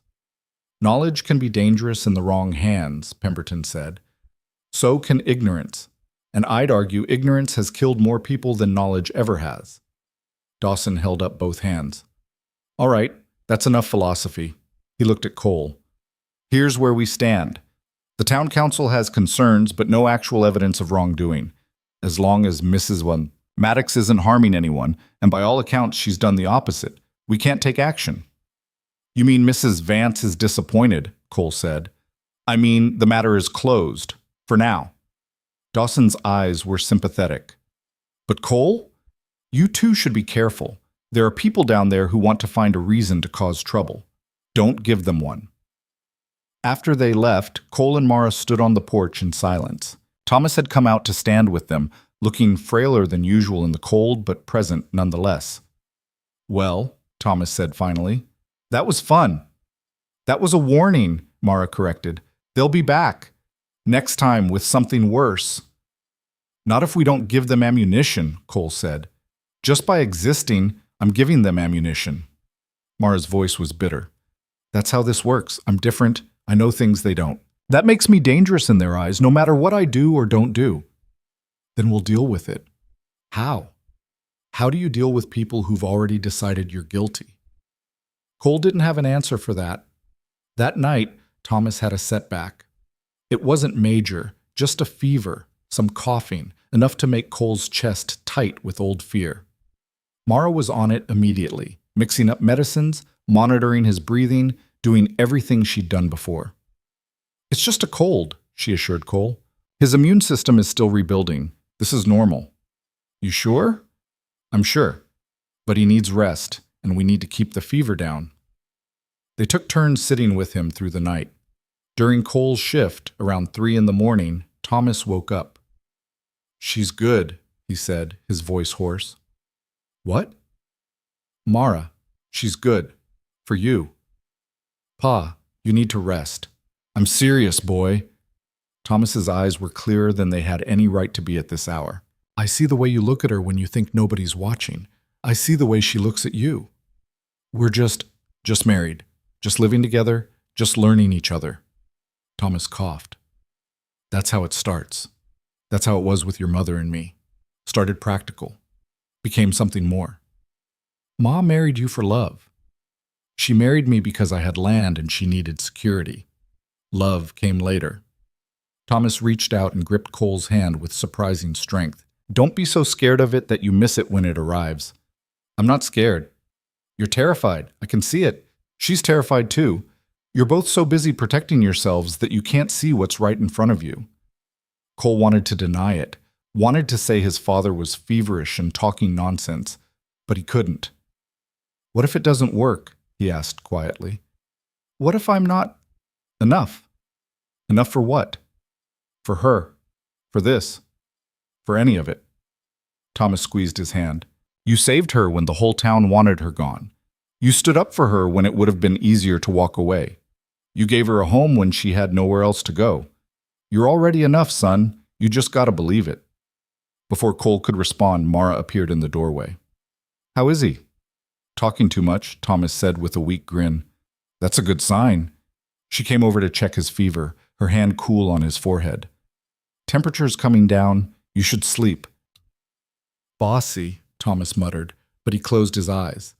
Mara looked at Cole. You should sleep too. I'll take the next shift. You sure? I'm sure. Go. Cole stood but hesitated. Mara? Yeah? Thank you for everything. I don't say it enough, but thank you. She smiled, and even in the dim light of the single candle, it was warm. You're welcome. He left her there and went to his bedroll by the fire. But sleep didn't come easy. He lay there thinking about what his father had said, about the way Mara looked at him sometimes when she thought he wasn't paying attention, about the fact that this arrangement they'd made was starting to feel less like an arrangement and more like something real. The snow came heavy after that, burying the mountain under 3 feet of white and cutting them off from town completely. It should have felt isolating. Instead, it felt like shelter. They fell into new rhythms. Morning chores done together, meals prepared side by side, evenings by the fire with Thomas telling stories while Mara mended clothes and Cole carved small figures from scrap wood. One night, Mara asked him what he was making. Just keeping my hands busy, he said. Can I see?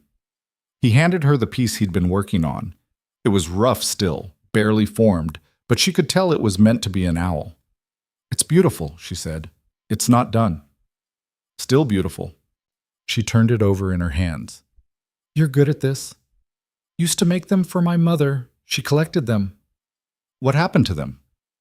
Lost in a fire. Years ago. Cole took the carving back and kept working. Never really had a reason to make more until now. What's the reason now? He glanced up at her, and their eyes met across the small space. The fire crackled between them. You, he said simply. Mara's breath caught. She set down the shirt she was mending. Cole, I know what we said, I know the arrangement, but Pa's right. Things change. He set down the carving and his knife. I'm not asking you to change anything. I'm just saying, if you wanted to. If you felt the same. I wouldn't be opposed. The silence stretched out. Cole's heart was hammering. He'd just laid everything out there, and now he had to wait to see if she'd pick it up or walk away. Mara stood. For a terrible moment, he thought she was leaving, but instead she crossed the small space and sat down next to him on the bench. I feel the same, she said quietly. I have for a while, but I was scared to say it. Scared you'd think I was taking advantage of your kindness. You saved my father's life. If anyone's taking advantage, it's me. That's not how I see it. How do you see it? She was quiet for a moment, choosing her words carefully. I see two people who were both alone, both scared, both trying to survive in a world that didn't make much room for them. And somehow, we found each other. That's not taking advantage. That's just luck. Good luck for once. Cole reached out slowly, giving her time to move away if she wanted. But she didn't. He took her hand and her fingers laced through his like they'd been made to fit. So what do we do now? He asked. I don't know. But she was smiling. Maybe we just see what happens. I can do that. They sat there by the fire, hands linked, while Thomas snored in the next room and the snow piled higher against the windows. And for the first time since his mother died, Cole Maddox felt like he was home. The feeling didn't last. 3 days later, when the snow finally let up enough for travel, Samuel arrived with news that made Cole's blood run cold. Mrs. Vance had taken her campaign to the territorial governor. She was claiming that Mara was practicing medicine without a license, that she was a danger to public health, and that she was corrupting the moral fiber of the community. And the governor was listening. Samuel stood in their doorway, looking like he'd rather be anywhere else, snow melting off his coat and pooling on the floor. His face was grim in a way that made Cole's stomach drop before the man even spoke. It's bad, Samuel said without preamble. Mrs. Vance went over everyone's heads, wrote directly to the territorial capital, got herself an audience with some bureaucrat who owes her husband's bank money. What's she saying? Mara's voice was steady, but her knuckles were white where she gripped the back of a chair. That you're practicing medicine illegally, that you're using dangerous methods, that you're… Samuel hesitated. That you're a threat to public safety and morality. Morality, Thomas snorted from his seat by the fire. Woman wouldn't know morality if it bit her on the ass. What's the governor doing about it? Cole asked. Sending someone, an inspector, to investigate the claims. Samuel ran a hand through his wet hair. Could be here as soon as the road's clear. Maybe a week. Mara went very still.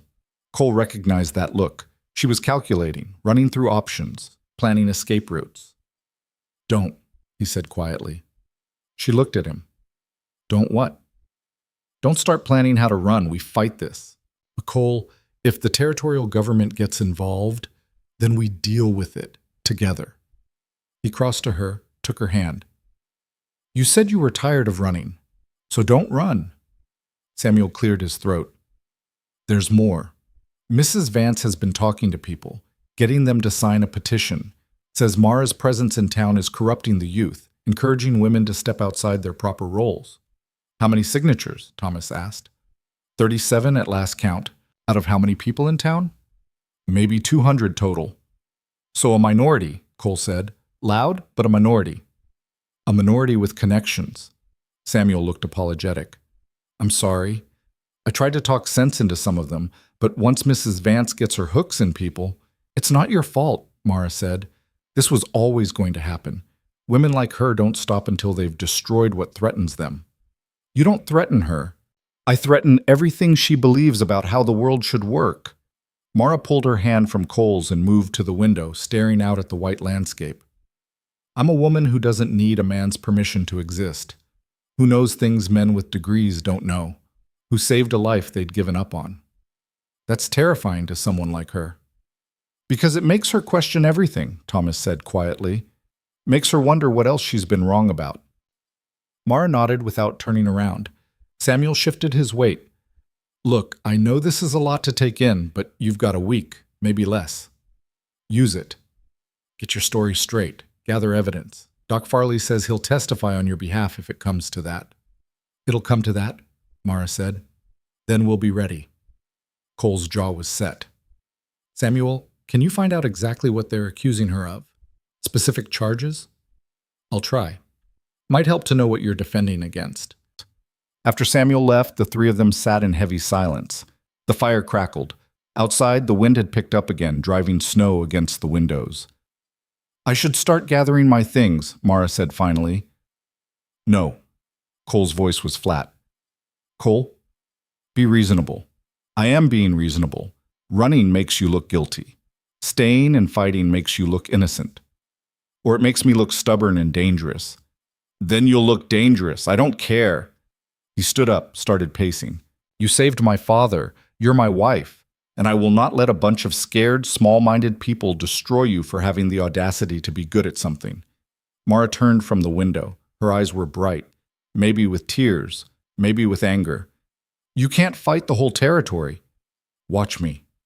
Cole? No, you watch me. He crossed to her, close enough that she had to look up to meet his eyes. I know you're scared. I know you've been through this before and it ended badly. But this time is different. This time you're not alone. This time you have people who will stand with you.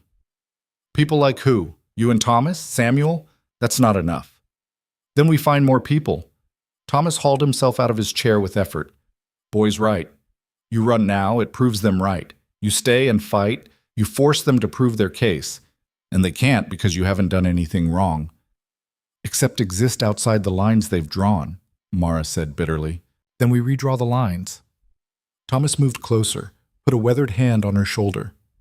You gave me my life back, daughter. Time I returned the favor. Over the next few days, they prepared. Cole rode down to town despite the snow, talked to everyone who'd speak to him. Doc Farley, who agreed immediately to testify. The 3 women who'd come to the wedding, who turned out to be mothers whose children Mara had helped deliver years ago. A farmer whose wife Mara had treated for pneumonia the previous winter. Not everyone was willing to help. Some people wouldn't even open their doors when they saw Cole coming. Others listened politely and then made excuses. Fear was contagious, and Mrs. Vance had spread it thick. But slowly, carefully, Cole built a case. Testimonials. Evidence of people Mara had helped. Proof that her methods worked where traditional medicine had failed. Meanwhile, Mara wrote everything down. Every remedy she'd used on Thomas.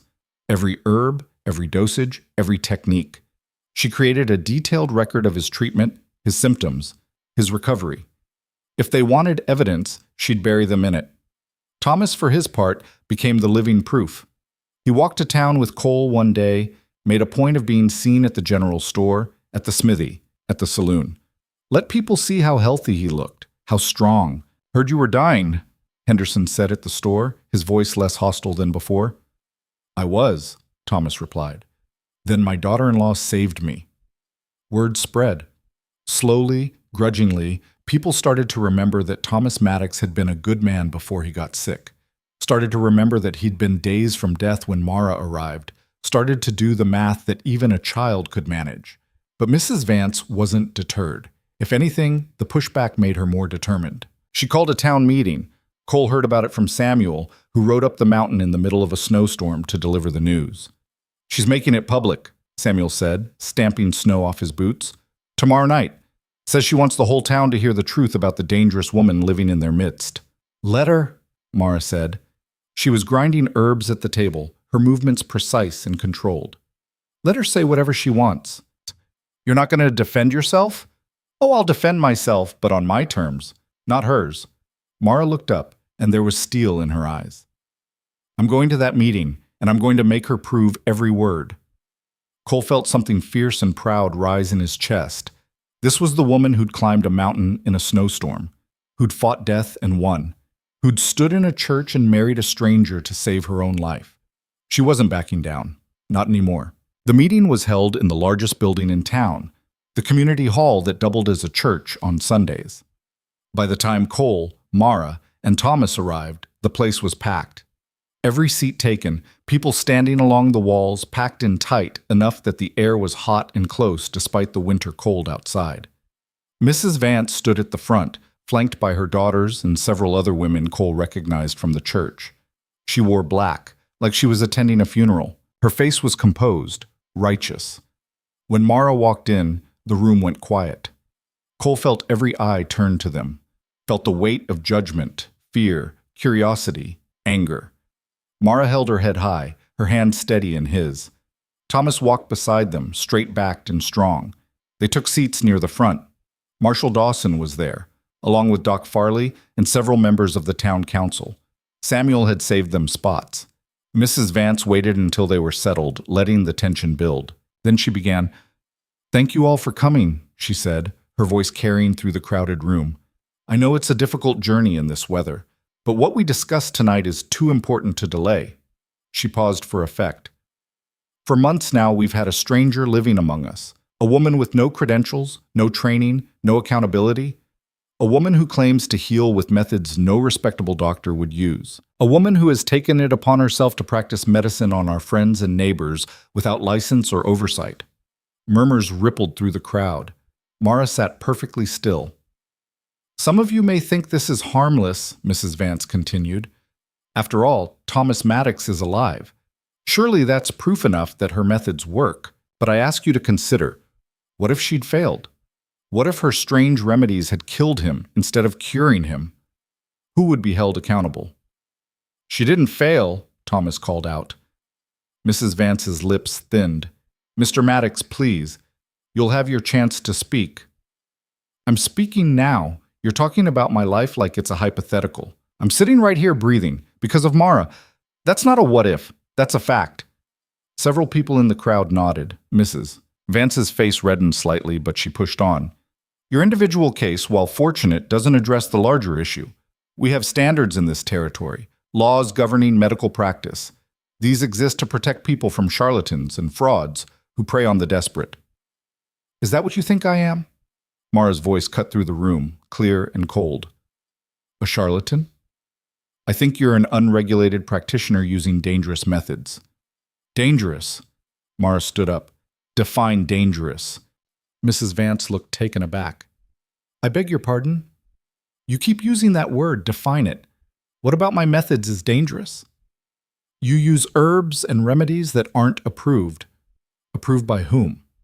The same medical establishment that wanted to bleed Thomas Maddox until he died quietly? That's your standard of safety? You're twisting my words. I'm asking you to be specific. Mara stepped into the aisle. You say I'm dangerous. You say I'm a threat. But you haven't provided a single example of harm I've caused. Not one person I've hurt. Not one life I've endangered. Mrs. Vance drew herself up. You corrupted the natural order. You've encouraged women to believe they can practice medicine, can know things beyond their station. There it is. Mara's voice was quiet, but it carried. This isn't about safety. It's about control. It's about keeping women in their place. The room erupted. Some people shouting agreement, others shouting objections. Marshal Dawson stood up, calling for order, but it took several minutes before the noise died down enough for anyone to be heard. Mrs. Maddox, one of the council members said, a portly man named Jenkins. You make a fair point, but Mrs. Vance also raises valid concerns. How do we know your methods are safe? How do we regulate what you do? You don't need to regulate knowledge, Mara said. You need to regulate harm, and I've caused none. But you could, anyone could. Doc Farley could make a mistake tomorrow and kill someone. Does that mean we ban all doctors? That's different. He has training, so do I. Just not the kind that comes with a certificate from a university that wouldn't accept me even if I could afford it. Mara looked around the room. I learned from my mother, who learned from her mother. Generations of women passing down knowledge about healing, about birth, about keeping people alive when the fancy doctors had given up. That's not fraud. That's tradition. Tradition isn't the same as medicine, Mrs. Vance snapped. No? Then why is Thomas Maddox alive? Mara pointed at him.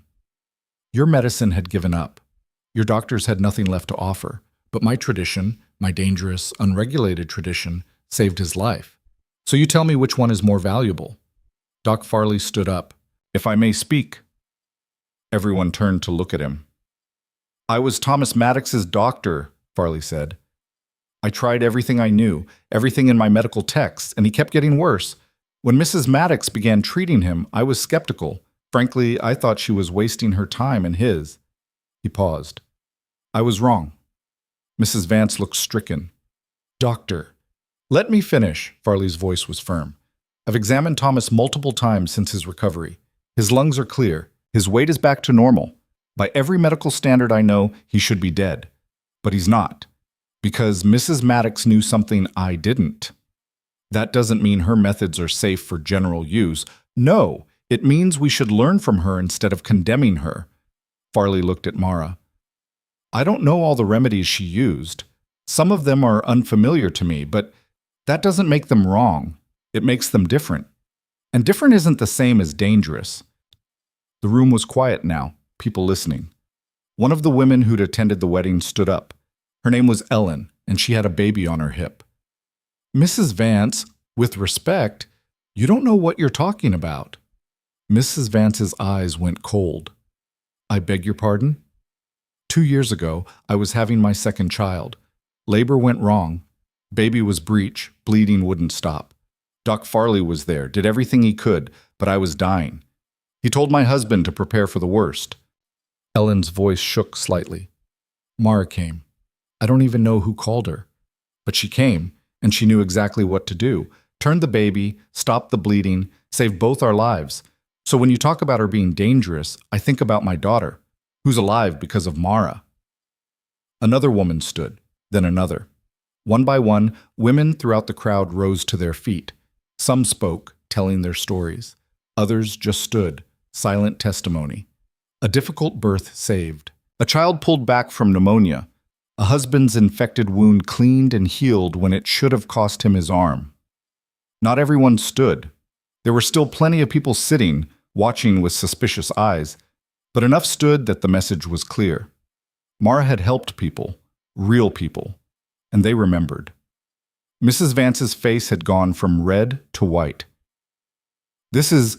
She struggled for words. This is exactly what I'm talking about. She's created a following, convinced people to trust her over legitimate medicine. We trust her because she earned it, Ellen said. That's how trust works. This is mob mentality. No, Thomas said, standing up with Cole's help. This is gratitude, something you might not recognize. Mrs. Vance looked around the room, and for the first time, Cole saw something like fear in her eyes. She'd expected to walk in here with the town behind her, expected to rally them against the outsider, the threat, the woman who didn't know her place. Instead, she was facing a room full of people who owed that woman their lives, or the lives of people they loved. Marshal Dawson cleared his throat. I think we've heard enough testimony. The question before us is clear. Do we believe Mrs. Maddox poses a danger to this community? She practices without a license. Mrs. Vance tried one more time. That's not the question, Dawson interrupted. The question is danger, and I haven't heard evidence of any. The territorial inspector can make his own assessment when he arrives, but this council isn't going to condemn a woman for helping people. Dawson looked at the other council members. Anyone disagree? Jenkins shifted uncomfortably. I think Mrs. Vance raises points worth considering, about regulation, about standards. Noted, Dawson said. Anyone else? Silence. Then as far as this town is concerned, the matter is settled. Mrs. Maddox is welcome to continue living here and helping people as she sees fit. He looked at Mrs. Vance. Unless actual evidence of harm emerges, this persecution ends now. Mrs. Vance's face was a mask of fury. She gathered her skirts and swept toward the door, her daughters hurrying after her. But before she left, she turned back. This isn't over, she said, her voice shaking with rage. The inspector will see the truth, and when he does, you'll all regret defending her. Then she was gone, the door slamming behind her. The room exhaled collectively. People started talking, the tension breaking into a dozen smaller conversations. Some folks came up to Mara, thanking her, apologizing for doubting. Others left quietly, still uncertain but at least willing to wait for more evidence. Cole put his arm around Mara's shoulders. She was trembling slightly. You all right? He asked quietly. I think so. She leaned into him just a little. That was terrifying? Exhilarating. She laughed shakily. I've never had anyone stand up for me like that before. Get used to it. Samuel came over grinning. Well, that didn't go the way Mrs. Vance planned. No, Cole agreed. But she meant what she said. This isn't over. Maybe not, but you won tonight. That's something. They walked home through the snow, the three of them plus Samuel, who insisted on seeing them back safely. The night was clear, stars scattered across the black sky like salt. I'm proud of you, Thomas said to Mara as they climbed the mountain path. Standing up to her like that, your mother would have been proud too. I didn't really have a choice. Everyone has a choice. You chose to fight instead of run. That takes guts. When they reached the cabin, Samuel said his goodbyes and headed back down. Inside, they built up the fire and made tea, too keyed up to sleep right away. What happens when the inspector comes? Mara asked. We tell him the same thing we told them, Cole said. The truth. And if he doesn't believe it, then we deal with that when it happens. Cole sat down beside her on the bench. But Mara, whatever comes, we face it together. You understand? You're not alone in this anymore. She looked at him, and her eyes were bright with something that might have been tears, or might have been hope, or might have been both. I keep waiting for you to change your mind, she said quietly, to decide I'm more trouble than I'm worth. Not going to happen. You don't know that. I know you. He took her hand. I know you're stubborn and smart and braver than anyone I've ever met. I know you saved my father when you didn't have to. I know you married me to stop gossip from destroying both our lives. And I know that somewhere along the way this stopped being an arrangement and started being real. Mara's breath caught. Cole, I love you, he said simply. Maybe I shouldn't. Maybe it's too soon or too complicated or too much. But I do. And I'm not taking it back or apologizing for it. For a long moment, she just stared at him. Then she leaned forward and kissed him. It wasn't their first kiss. They'd had a brief, awkward one at the wedding. But this was different. This was real. This was a promise. When they finally pulled apart, Mara was crying. I love you too, she whispered. I didn't want to, didn't think I could, but I do. Thomas cleared his throat loudly from his bedroom doorway. About damn time you two figured that out. Now can we all get some sleep? Some of us are old and tired. They laughed, the tension breaking into something warm and light. Thomas went back to bed, grumbling about young people and their drama. Cole and Mara stayed by the fire a while longer, her head on his shoulder, his arm around her waist. Whatever happens with the inspector, Mara started, we'll handle it. Together? Together. The inspector arrived 5 days later. He was a thin, nervous man named Harrison Clay, sent from the territorial capital with orders to investigate the claims against Mara Maddox. He showed up at the cabin mid-morning, accompanied by Marshal Dawson and, unfortunately, Mrs. Vance. Cole answered the door with Mara beside him. Mr. Clay, Dawson said, this is Cole and Mara Maddox. Clay looked like he'd rather be anywhere else. He clutched a leather portfolio like a shield. Mr. and Mrs. Maddox, I'm here to conduct an investigation into allegations of unlicensed medical practice. Come in, Cole said evenly. They settled in the main room. Thomas joined them, looking healthier than he had in months. Clay pulled out papers, a pen, began asking questions. Where had Mara learned her techniques? What remedies had she used? How did she determine treatment? Could she provide documentation? Mara answered everything calmly, clearly, showed him her detailed notes on Thomas's treatment, explained each remedy, each decision, each step of the process. Clay wrote it all down, his expression unreadable. Mrs. Vance interrupted frequently. You see? Unregulated, unproven, dangerous. With respect, ma'am, I'm conducting this interview, Clay said mildly. Please let Mrs. Maddox speak. After 2 hours of questions, Clay closed his portfolio and looked at Thomas. Mr. Maddox, may I examine you? Why? To verify your current state of health. I'm healthy. That enough verification? I need to conduct my own assessment. Thomas sighed but submitted to the examination. Clay checked his breathing, his heartbeat, his reflexes, looked in his eyes and throat, asked him to walk, to lift his arms, to squeeze his hands. Finally, he stepped back. You're in remarkable health for a man who was reportedly dying 3 months ago. That's because I'm not dying anymore, Thomas said. Thanks to my daughter-in-law. Clay made a note, then he turned to Mara. Mrs. Maddox, I'll be honest with you. The law is clear about licensing requirements for medical practice. By the letter of that law, what you've done could be considered illegal. Mrs. Vance smiled triumphantly. However, Clay continued, the law also makes exceptions for traditional healing practices, particularly those with documented effectiveness. And it's not my job to enforce medical regulations. That falls to the Territorial Medical Board. My job is to determine if you pose an immediate threat to public safety. He paused. Based on my investigation, I find no evidence of such a threat. Your patient is healthy. Your methods, while unorthodox, appear to have been effective, and multiple witnesses have testified to your competence and care. This is outrageous, Mrs. Vance began. My report will reflect these findings, Clay said firmly. Whether the medical board chooses to pursue further action is their decision, not mine, but I will not recommend criminal charges. The relief that flooded through Cole was almost dizzying. That's it? Mara asked. That's your decision? That's my decision. Clay gathered his papers. Though I would suggest, Mrs. Maddox, that you consider seeking some form of formal recognition for your work. It would protect you from future accusations. How? The medical schools won't accept women. Perhaps, but times are changing. Slowly, but they're changing. He stood. Good day to you both.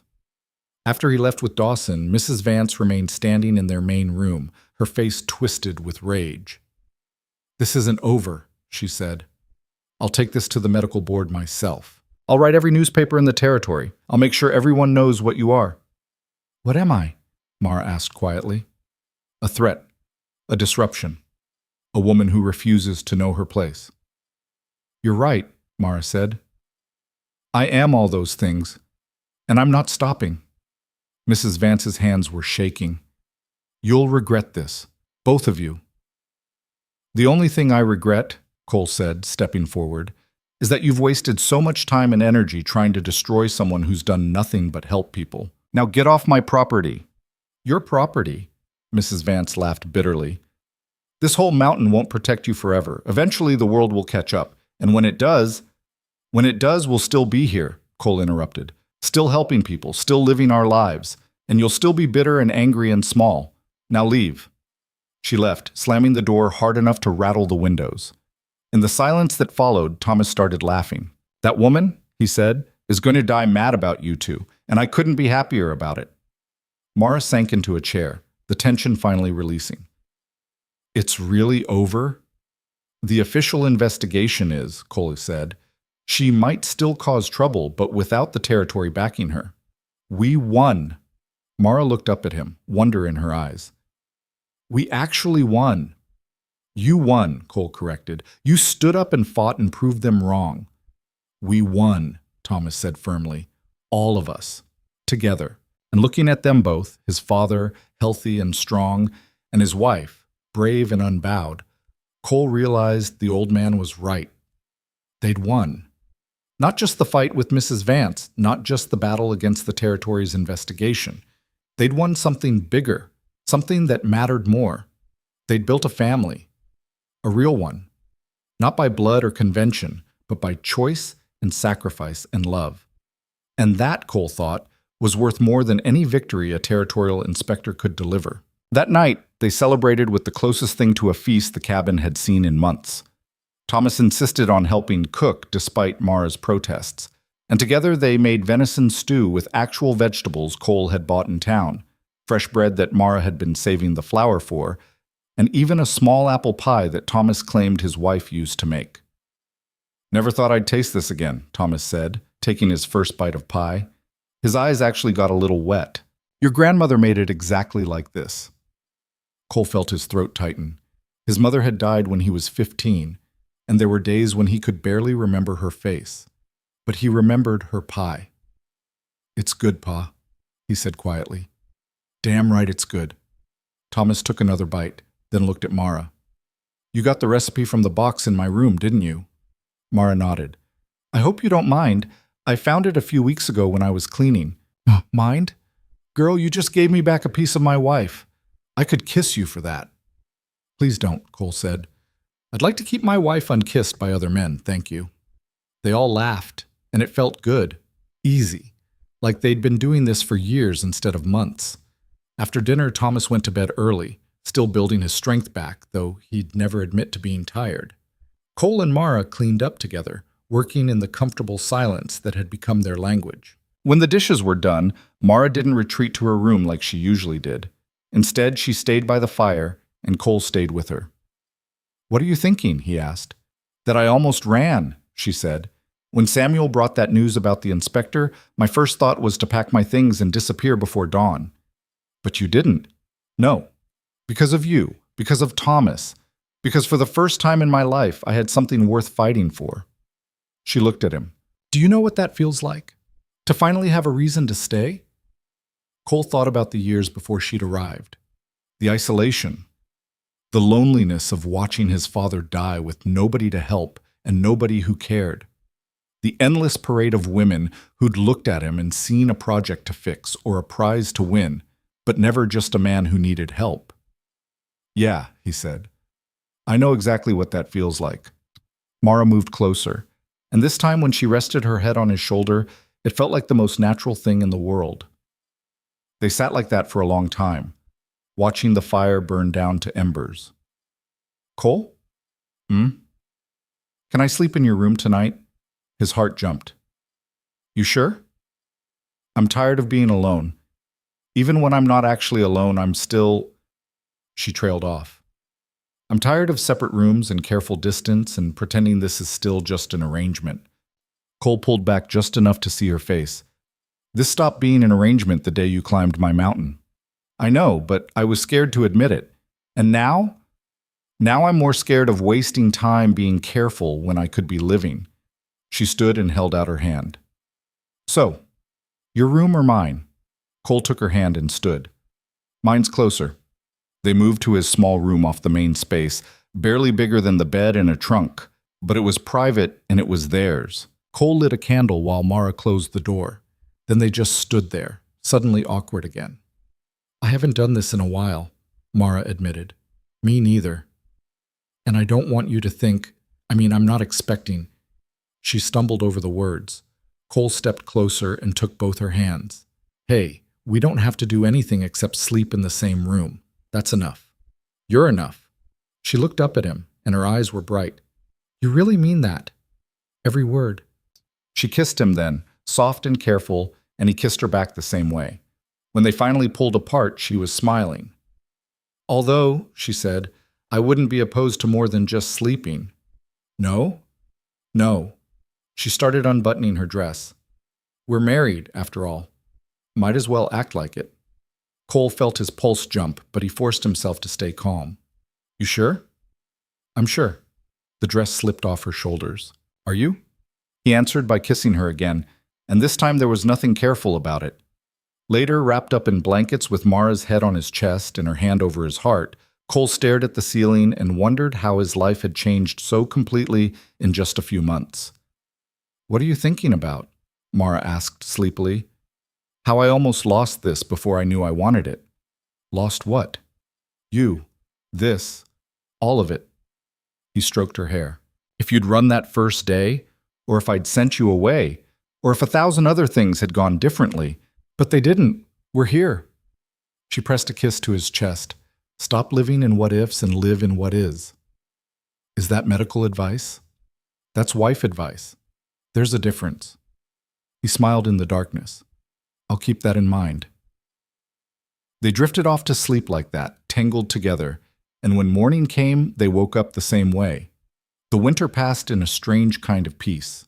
Mrs. Vance kept her distance, though Cole heard through Samuel that she was still writing letters and stirring up trouble where she could. But without the territorial government backing her, her influence was limited. Meanwhile, word of what Mara had done, saving Thomas, standing up to the investigation, proving her methods worked, spread through the territory. People started coming to the cabin. Not many at first, just a few desperate souls who'd heard the stories and had nowhere else to turn. A woman whose child had a fever that wouldn't break. Mara treated him with willow bark tea and cool compresses, and within 2 days the fever was gone. A miner who'd crushed his hand in a cave-in and been told by Doc Farley that he'd probably lose it. Mara cleaned the wound properly, set the bones, and wrapped it in poultices that smelled terrible but worked.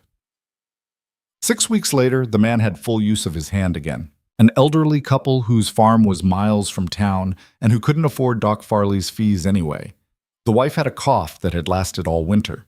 Mara gave her a mixture of honey, elderberry, and some herb Cole couldn't pronounce, and within a week the cough was gone. Each success brought more people. Each person helped spread the word further.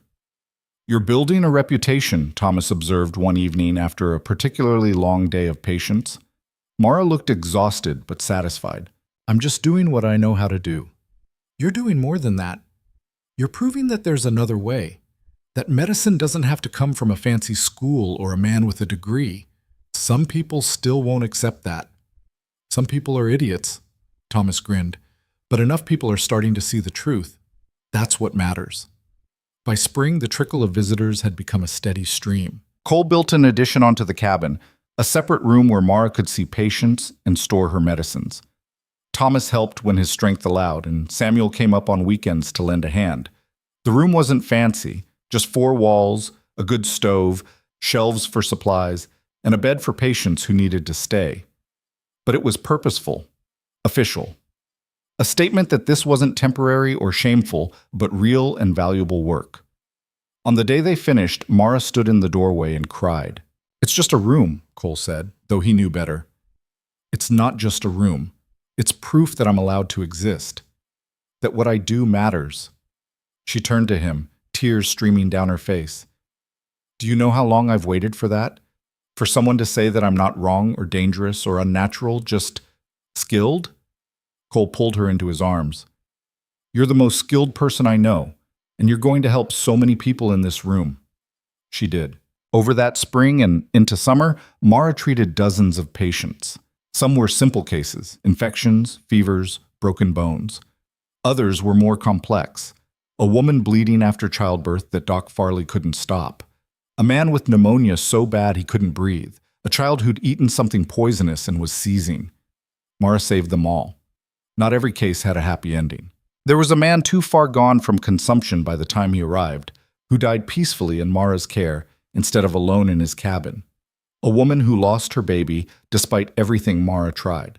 A child who'd been trampled by a horse and whose injuries were simply too severe. Those nights were hard. Mara would retreat to their room and cry, and Cole would hold her and remind her that she'd done everything possible, that some things couldn't be fixed, that even trying mattered. "I know," she'd say, "but it still hurts." "Good. The day it stops hurting is the day you should quit." By midsummer, Mara was seeing so many patients that Cole hired a woman from town to help. Her name was Beth, and she was young and eager to learn. She'd lost her mother to childbirth complications when she was 12 and had sworn to learn everything she could about healing. "Can you really teach me?" Beth asked on her first day. "If you're willing to work hard and ask questions and not be afraid of blood," Mara said. "I'm not afraid of anything." Mara smiled. "Then we'll get along fine." Watching Mara teach Beth reminded Cole of how far they'd all come. Not just Mara, who'd gone from a woman hiding her skills to someone openly training the next generation, but Thomas, who was now healthy enough to work a full day and had started talking about expanding the trap lines. And Cole himself, who'd gone from a lonely man refusing every offer of companionship to someone who woke up every morning grateful for his wife and his father and the life they'd built. One evening in late summer, Samuel rode up with news. "Doc Farley's retiring," he announced. "Says his hands are too shaky and his eyes are too bad. He's recommended the town hire a replacement." "That's sad," Mara said. "He's a good man." "He is, and he's recommended you." Mara nearly dropped the pot she was holding. "What?" "Wrote a letter to the town council, said you're the most skilled healer in the territory, and they'd be fools not to offer you the position." "I can't be the town doctor. I don't have—" "You have experience and results," Samuel interrupted, "and apparently that's enough for the council. They're voting on it next week." "They'll never approve it. Mrs. Vance is losing her influence. Her husband's bank nearly failed last month, and people are starting to remember all the time she's been wrong about things."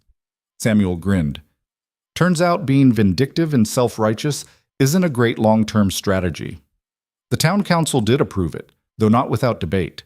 The vote was 4-3, with the opposition citing concerns about precedent and proper credentials.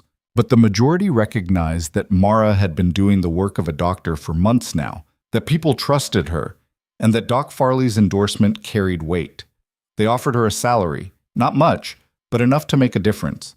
And more importantly, they offered her legitimacy. Mara accepted, on one condition. "I keep my practice at the cabin. People who can't make it to town need care too, and I continue training Beth and anyone else who wants to learn." The council agreed. Mrs. Vance, predictably, was furious. She stood up during the public announcement and declared that the town had lost its moral compass, that they were endorsing witchcraft and deviance, that they'd all regret this decision. Noted, Marshall Dawson said dryly. Anyone else have concerns? Silence. Then the matter's settled. Mrs. Maddox is our new town doctor. Meeting adjourned. That night, they celebrated again. Thomas insisted on opening the bottle of whiskey he'd been saving for something special, and they toasted to Mara's new position, to Doc Farley's retirement, to the future. To my daughter-in-law, Thomas said, raising his glass, who saved my life and is now going to save a whole lot of others. I'm proud of you, girl. Mara's eyes filled. Thank you, Thomas, for everything, for accepting me, for standing up for me, for being the father I never had. Well, don't make me cry, Thomas said gruffly. I've got a reputation to maintain. But his eyes were wet too. As autumn approached, bringing with it the first hints of cold, Cole stood on the porch one evening and looked down at the valley. The town below was lighting its lamps against the gathering darkness, small points of light scattered across the landscape. Somewhere down there was Mrs. Vance, probably still bitter and angry. Somewhere down there were people who still whispered about Mara, who still thought she was dangerous or unnatural or wrong. But somewhere down there were also people who owed her their lives. Children who'd survived illnesses they shouldn't have. Women who'd given birth safely when they shouldn't have. Men who'd kept their limbs and their livelihoods because of her skill. The balance had shifted, slowly, painfully, but undeniably. Mara came out to join him, wrapping a shawl around her shoulders against the chill. What are you thinking about? She asked. How much has changed? Good changes or bad changes? Good. Mostly good. He put his arm around her. How are you feeling about all this? The position, the responsibility? Terrified, she admitted, but also excited. For the first time in my life, I get to do this work without hiding, without apologizing, without being afraid that someone's going to run me out of town for it. You've earned it. We've earned it. You, me, Thomas, everyone who stood up when they could have stayed silent.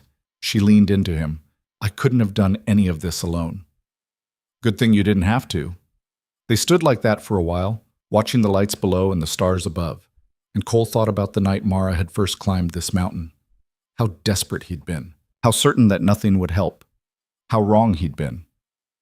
The first snow came early again that year, just like it had the year before. But this time, Cole wasn't dreading it. This time, he had a warm cabin, a healthy father, and a wife he loved more than he'd thought possible.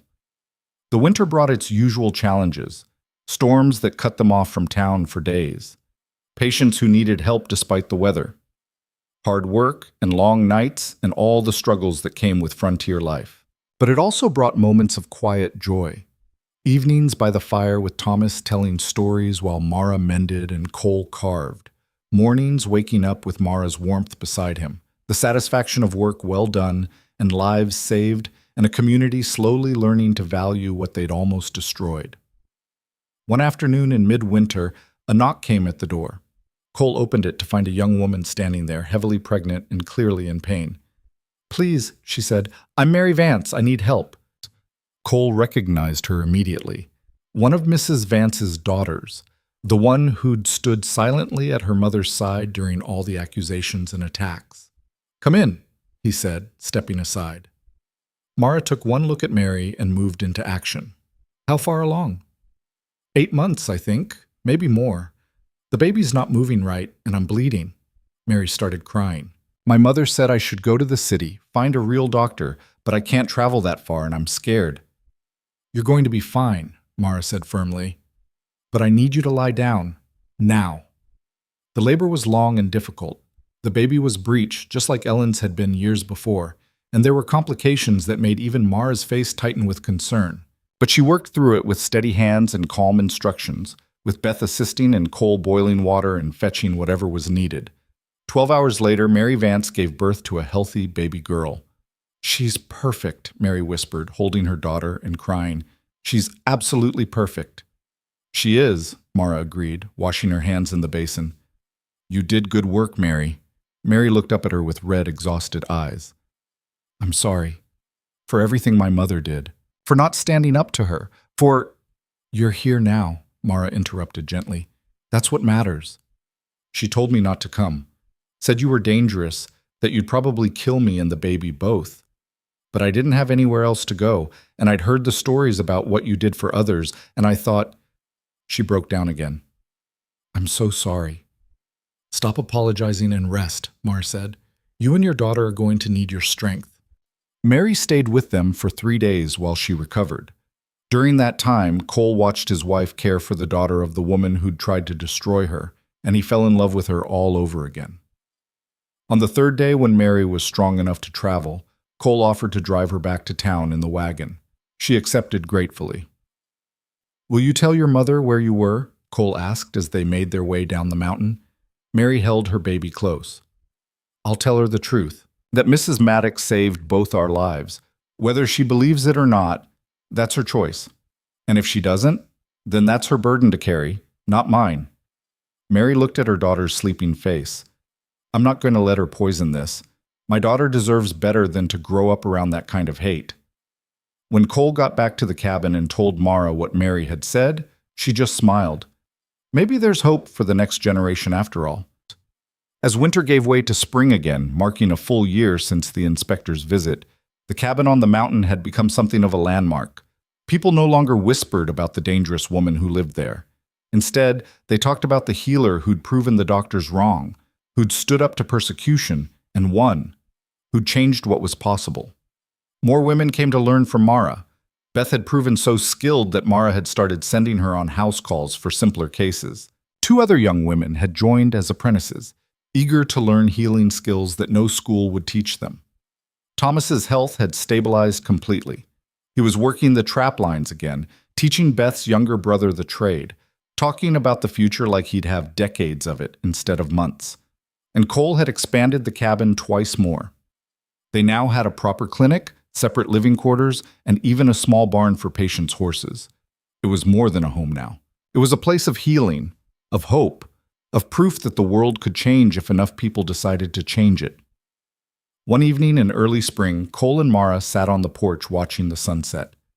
Thomas was inside making dinner. He'd insisted, claiming that young people didn't know how to cook a proper stew anymore. "You know what I realized today?" Mara said. "What?" "I'm happy. Actually, genuinely happy. I don't think I've ever been able to say that before." Cole took her hand. "Me too. It's strange, isn't it? How the worst things can lead to the best things. If your father hadn't gotten sick, you never would have been desperate enough to accept help from a stranger. If I hadn't been run out of my last town, I never would have climbed this mountain. If Mrs. Vance hadn't tried to destroy me, I never would have had to fight back and prove my worth to everyone. You think everything happens for a reason? No. I think terrible things happen randomly and for no good reason at all. But I think we get to choose what we make of them, and we made something good." Cole pulled her closer. "We made something better than good. We made a life. We made a family." "That too." Thomas called from inside that dinner was ready, and if they didn't come in soon, he was eating their portions himself. They laughed and went inside, and as Cole closed the door behind them, he looked back one more time at the valley below. The town was there, life going on as it always did. And somewhere in that town was Mrs. Vance, probably still bitter, still angry, still convinced she'd been right all along. But her daughter Mary was there too, raising a healthy baby girl. And Ellen was there with her 2 children. And all the other people Mara had helped were there, living lives they almost hadn't gotten to live. The town had chosen. Not unanimously, not without struggle, but decisively. They'd chosen compassion over fear, knowledge over ignorance, progress over tradition. And up on the mountain, in a cabin that had once housed a dying man and his desperate son, 3 people sat down to dinner together. A father who'd been given his life back, a son who'd found love when he'd stopped looking for it, and a woman who'd climbed a mountain looking for purpose and found a home instead. "To second chances," Thomas said, raising his glass. "To stubborn people who don't know when to quit," Cole added. "To family," Mara said, "however we choose to build it." They drank to that, and then they ate Thomas's stew, which was actually pretty good despite his claims that young people had ruined his recipe by insisting on adding vegetables. And somewhere in the middle of the meal, with Thomas arguing about seasoning and Mara laughing and Cole just watching both of them with quiet contentment, he realized something. This was what he'd been searching for all those years. Not a wife chosen from a parade of candidates. Not someone who fit society's expectations or his own preconceptions. Just this. People who chose each other, who fought for each other, who built something real out of nothing but need and courage and love. The man who'd refused everything had finally found something worth accepting, and the woman who'd been refused by everyone had finally found people who saw her worth. Years later, when people told the story of Mara Maddox, and they did tell it, passing it down through generations, they focused on different parts. Some emphasized her healing skills, how she'd saved countless lives using knowledge the universities didn't teach. Others talked about her fight against persecution, how she'd stood up to powerful people and won. But the part Cole always remembered, the part that mattered most to him, was simpler. She'd climbed a mountain in a snowstorm because someone needed help, and she'd stayed because someone needed her to stay. Everything else, the marriage, the clinic, the reputation, the legacy, had grown from that single decision. That one choice to keep going when it would have been easier to turn back. Thomas lived another 15 years, healthy and strong, long enough to see Mara train a whole generation of healers, long enough to meet his grandchildren, 3 of them, each one stubborn and smart and completely loved. Long enough to see the cabin on the mountain become the Maddox Healing Center, recognized throughout the territory as a place where people went when conventional medicine had failed them. When he finally passed, it was peacefully, in his sleep, with his family around him. At his funeral, half the territory showed up to pay respects. Even Mrs. Vance came, though she stood in the back and left before anyone could speak to her. He had a good life, Mara said at the graveside. He fought death and won. Not forever, nobody wins forever, but long enough to matter, long enough to build something. That's all any of us can ask for. Cole held her hand and watched them lower his father into the ground, and he thought about that first terrible winter when death had seemed inevitable, when he'd been certain he'd lose everyone who mattered. He'd been wrong. Death had been delayed, and in that delay, life had happened, real life, the kind you build with your hands and your heart and your refusal to give up, the kind worth fighting for. As seasons turned and years passed, the story of Cole Maddox and Mara Hale became legend. But the people living it didn't think in terms of legend. They thought in terms of daily work, patients treated, students taught, children raised, a life built one decision at a time. And on quiet evenings, when the clinic was closed and the children were asleep and the mountain was peaceful under the stars, Cole and Mara would sit on their porch and watch the lights in the valley below. "You ever regret it?" Cole asked one such evening, years after that first winter. "Climbing my mountain?" Mara leaned into him, her hair gray now, but her hands still steady, her eyes still sharp. "Not once. You? Not once. Not even when I'm being stubborn? Especially not then."